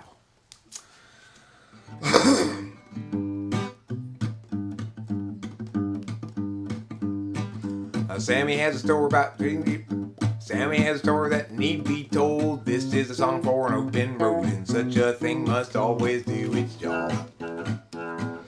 Married up Jeb, turned 19, 4 years in and 3 kids weaned. Weary now and questioning the past. Agency out, faces discretion.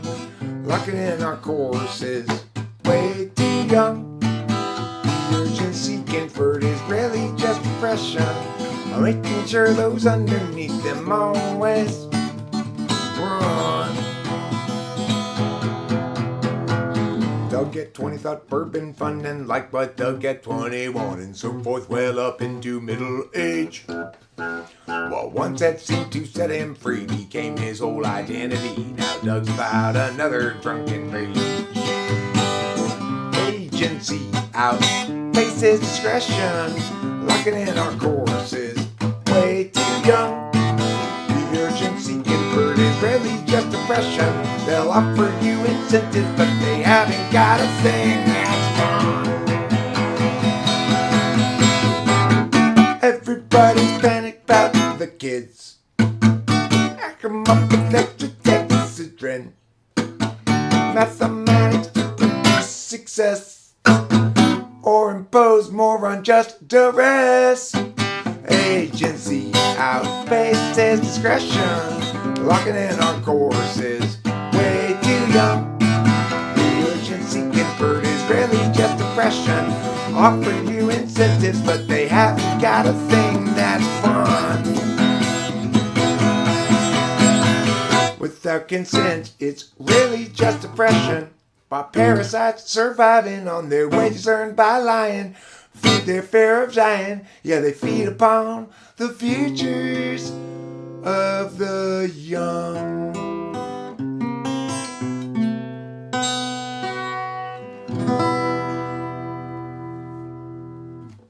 That's pretty good.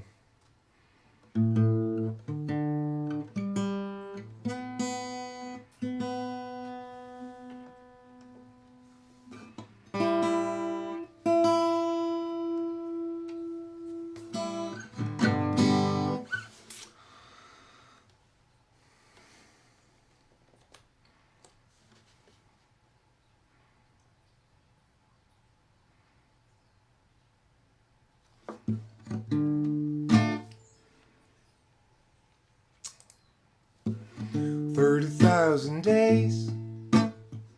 Too many expectations. Not even worth a damn. 30,000 nights to sleep off the intoxication. Otherwise you won't escape the plan. I've wasted half my days trying another's ways. Who can tell me my priorities? Is there anybody knows the key? 'Cause I'm tired of doing it wrong. Want direction and have all along. Wait until I know. Or is that just hesitation? Clarity's no good once your chance is gone. What I need to show is it's so below my station. I'm tired of doing it wrong. I've wasted half my days trying another's ways. Who can tell me my priorities? Is there anybody knows the key? 'Cause I think I'm doing it wrong. Yeah, I think I'm doing it wrong. 'Cause I think I'm doing it wrong. Doing it wrong. Doing what wrong? The sex. I'm doing the sex wrong. You've known that for a long time, Eric. Oh, that's true. It's not really news.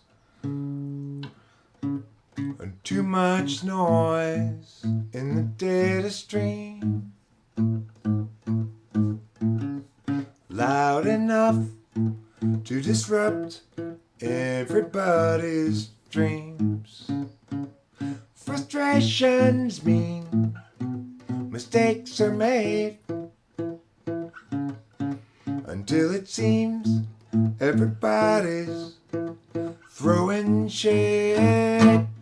I won't be another casualty of other people's well-intentioned rules.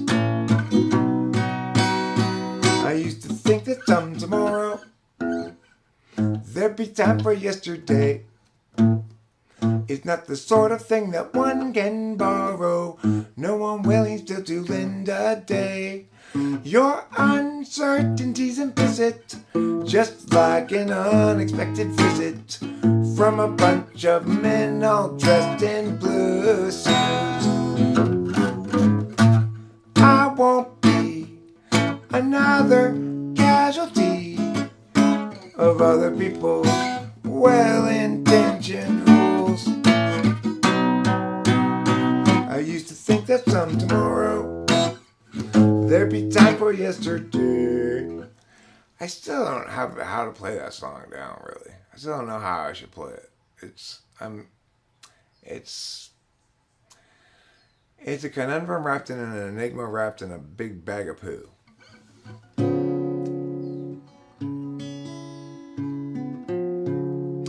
Gerald has a thought. Gerald has a lot. Gerald has a plot to get to Marjorie's tater tots. He's got a good idea for a name-changing business. Thinking now about what you call Christmas when they hire his firm to change that name. Gerald always thought there'd be chance enough to return to the work left rough. He'd get back to it eventually. But his visions piled up and his plans would interrupt all the work that started off so hopefully. But now his mind is back on his business, thinking of changing factless to listless, so how all the people will shout his name. And Gerald knows he understands ever more clearly now. He won't provide explanation, providing the why or the how. He'll see you and know you from inside your heart. Exciting,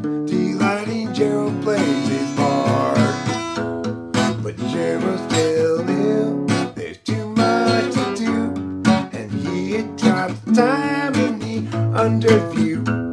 Too much to rebut. So where now and what? Too much time spent nitpicking this cue. With you, Gerald has a thought. Gerald has a lot. Gerald has a plot to get to Marjorie's tasty spots. He's got a good idea for a name-changing business. Thinking now about what he'll call Christmas. When they fire his firm to change that name. Gerald has a thought. That was good. That was a good rendition of that song. An unusually good rendition of it, I would say.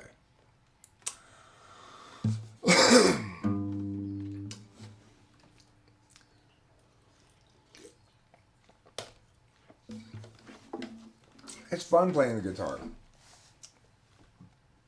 It makes me feel skilled. I feel like I'm good at the guitar.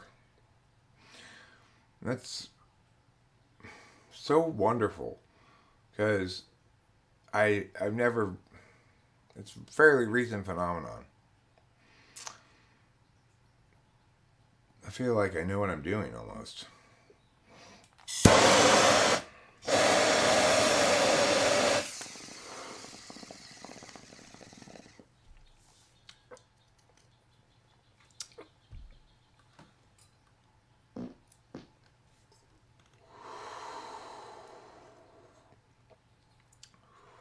I always found the guitar, it always had an emotional impact on me, you know, picking it up and playing it. Early on, I remember just the smell of it and the feel of like finding a new chord that you like the sound of or something.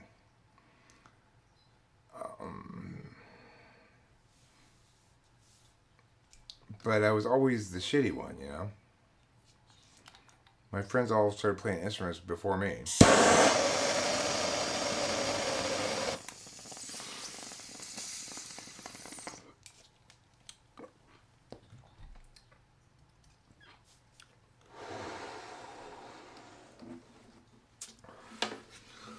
But you know, they all stopped being kids at some point. And so they stopped practicing. Whereas I didn't, and I am reaping the benefits of still getting better at playing the guitar. If Jesus was people but absent of sin, he must then have struggled with regular men. And women, of course, when they too were present, disciples all warily eyeing the lesson. If people were Jesus, they'd know as they think, and everyone's work would be true. And feelings once spoken would settle and sink, and we'd all know just what to do. But people aren't Jesus once they're betrayed. The easy believing forever is lost. Maybe naivete is not to be saved, but the wise pay a terrible cost. Does virtue require a rational take? Or is virtue that's reasoned invariably fake? Does musing itself just distract from the flow? Or is care better served by deliberate and slow? People aren't Jesus once they're betrayed. The easy believing forever is lost. Maybe naivete is not to be saved, but the wise pay a terrible cost. The one you thought you knew acts like you never have met. The life you made for two has faded into regret. There's no one unshaken, we all have been shook.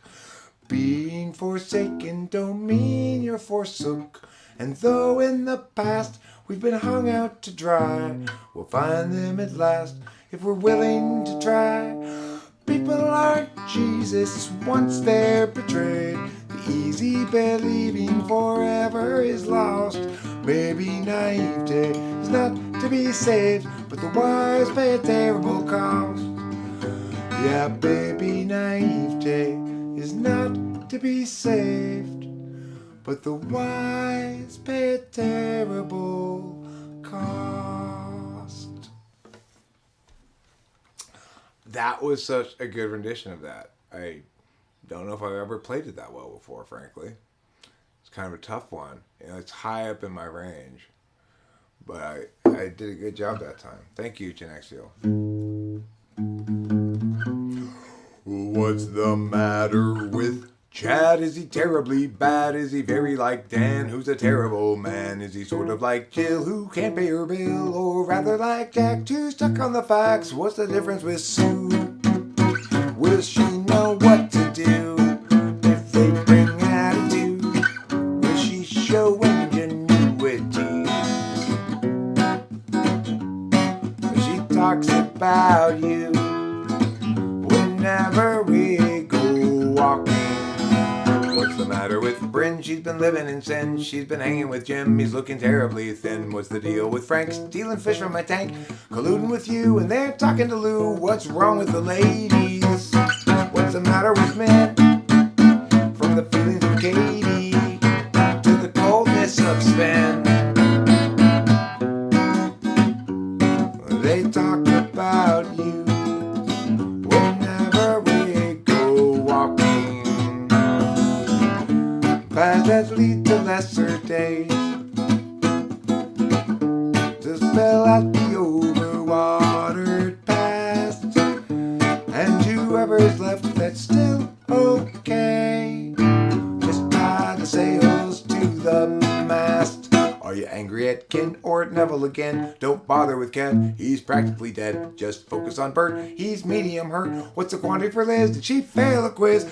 With it with Drew, will she know what to do if they bring attitude? Will she show ingenuity?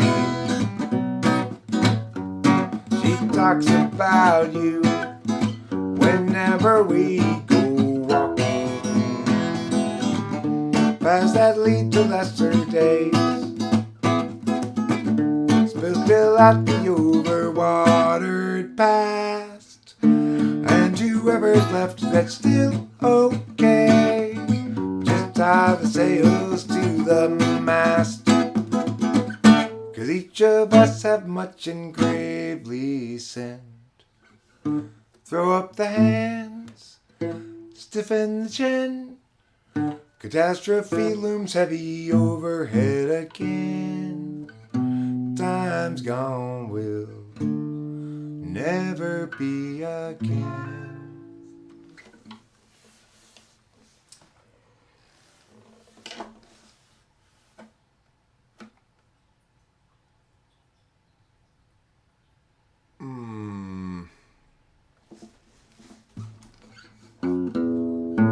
Oh, he came here with her, and what's the big problem that you can't endure? You seem so sure it's not appropriate claiming to blame things on Scott. Despite getting caught, he's got you reframing for him. Fucking Eric. Reframing for him, straining for him, going to the gym to make yourself good enough again.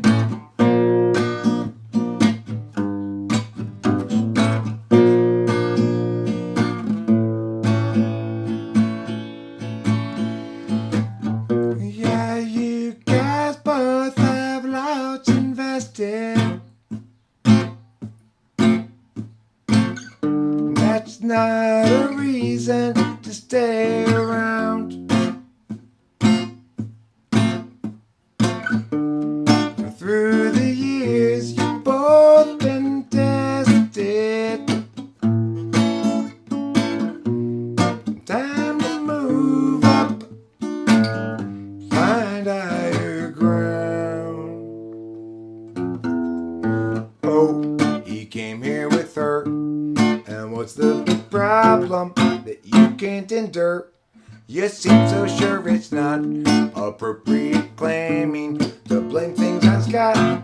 Despite getting caught, he got you reframing for him, straining for him, going to the gym to make yourself good enough again.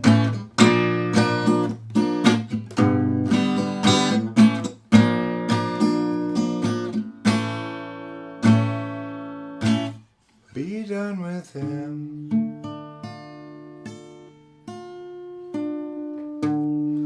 Fuck that one up royally. You know how that goes.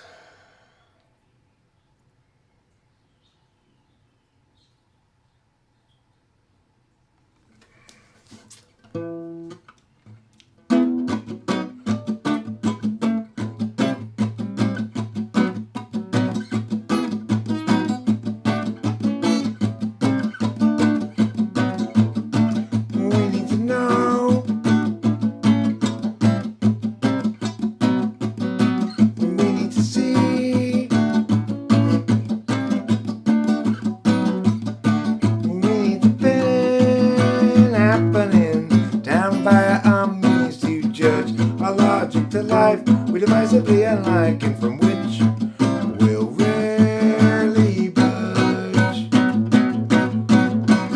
People everywhere gather up, enemies outraged at how they miss a sign.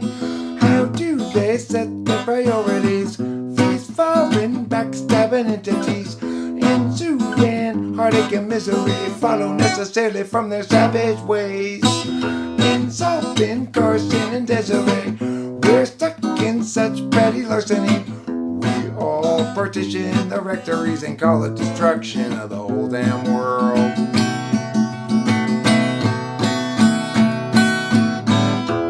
Judy shares now her limits,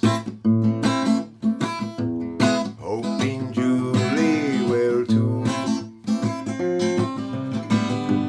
Jerry shares for 4 minutes. He just can't share things like they do. And Julie always thought that she should have bought 2 when she had the chance to buy. Julie soon forgot about soon and not, although she ever recall she'll die. People everywhere gather up, enemies outraged at how they miss a sign. How do they set their priorities? These foreign backstabbing entities ensuing heartache and misery follow necessarily from their savage ways. Insulting Carson and Desiree, we're stuck in such petty larceny. We all partition the rectories and call it destruction of the whole damn world.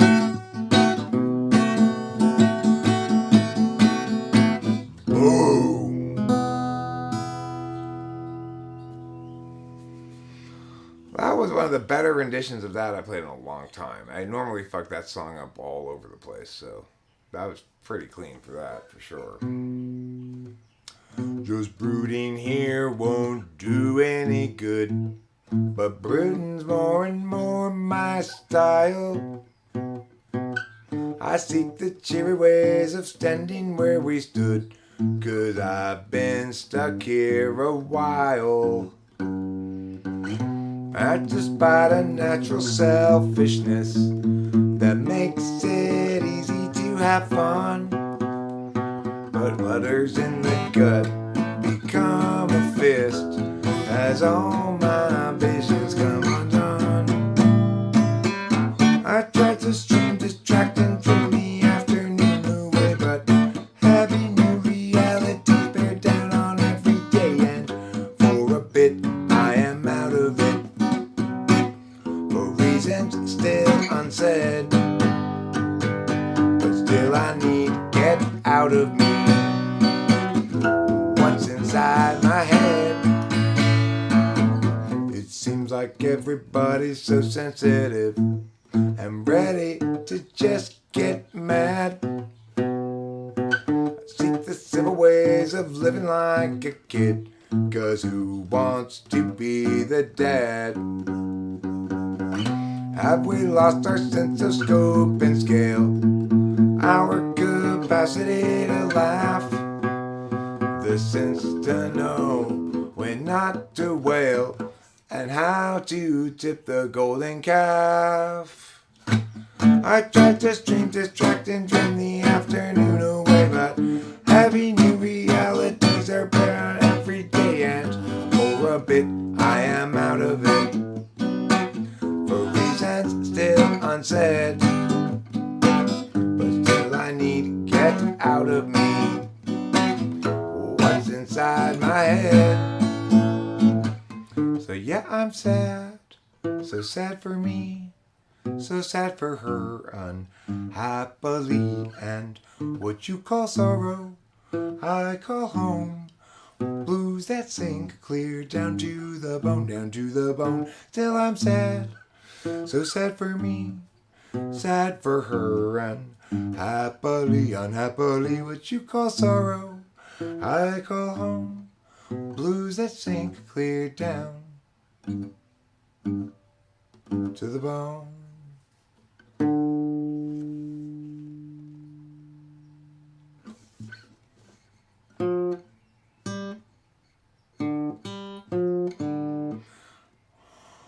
Oh, well, he's pucker tart, lemon squeeze, the friendliest guy that you will see.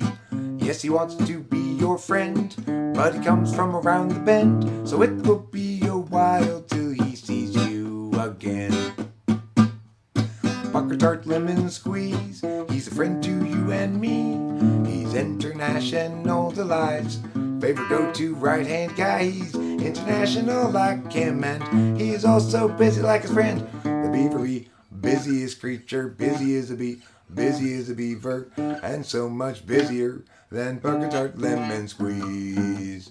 Well, he's pucker tart, lemon squeeze, shabba-doo-ba-ba-ba-ba-doo-da. Pucker tart, lemon squeeze, shabba-doo-ba-day. Yes, he's pucker tart, lemon squeeze, shabba-doo-ba-ba-ba-ba-doo-da. Pucker tart, lemon squeeze, shabba-doo-ba-day. And if you go to visit him for starts, remember to bring something sour or tart. He's not a fan of sugary treats because he's pucker tart and not pucker sweet. Well, he's pucker tart, lemon squeeze, the friendliest guy that you will see. Yes, he wants to be your friend, but he comes from around the bend, so it will be a while till he sees you again.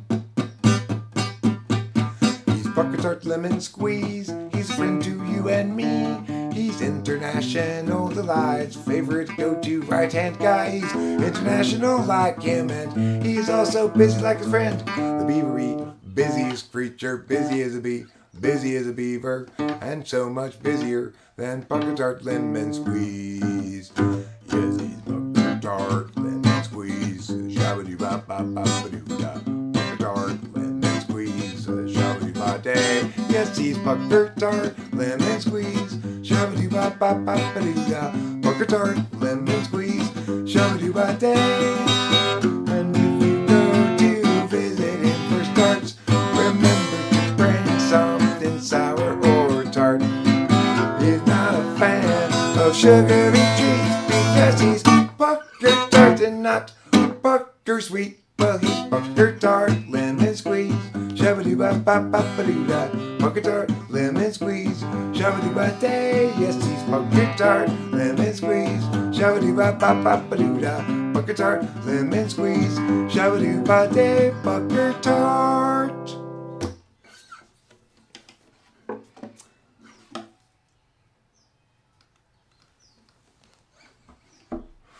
All right, everybody. Thanks a lot for sticking around if you did. Appreciate it. I know that a lot of you don't come here for Eric's sing-song time parade, so I respect that and appreciate those who stuck around. And talk to you later. Bye.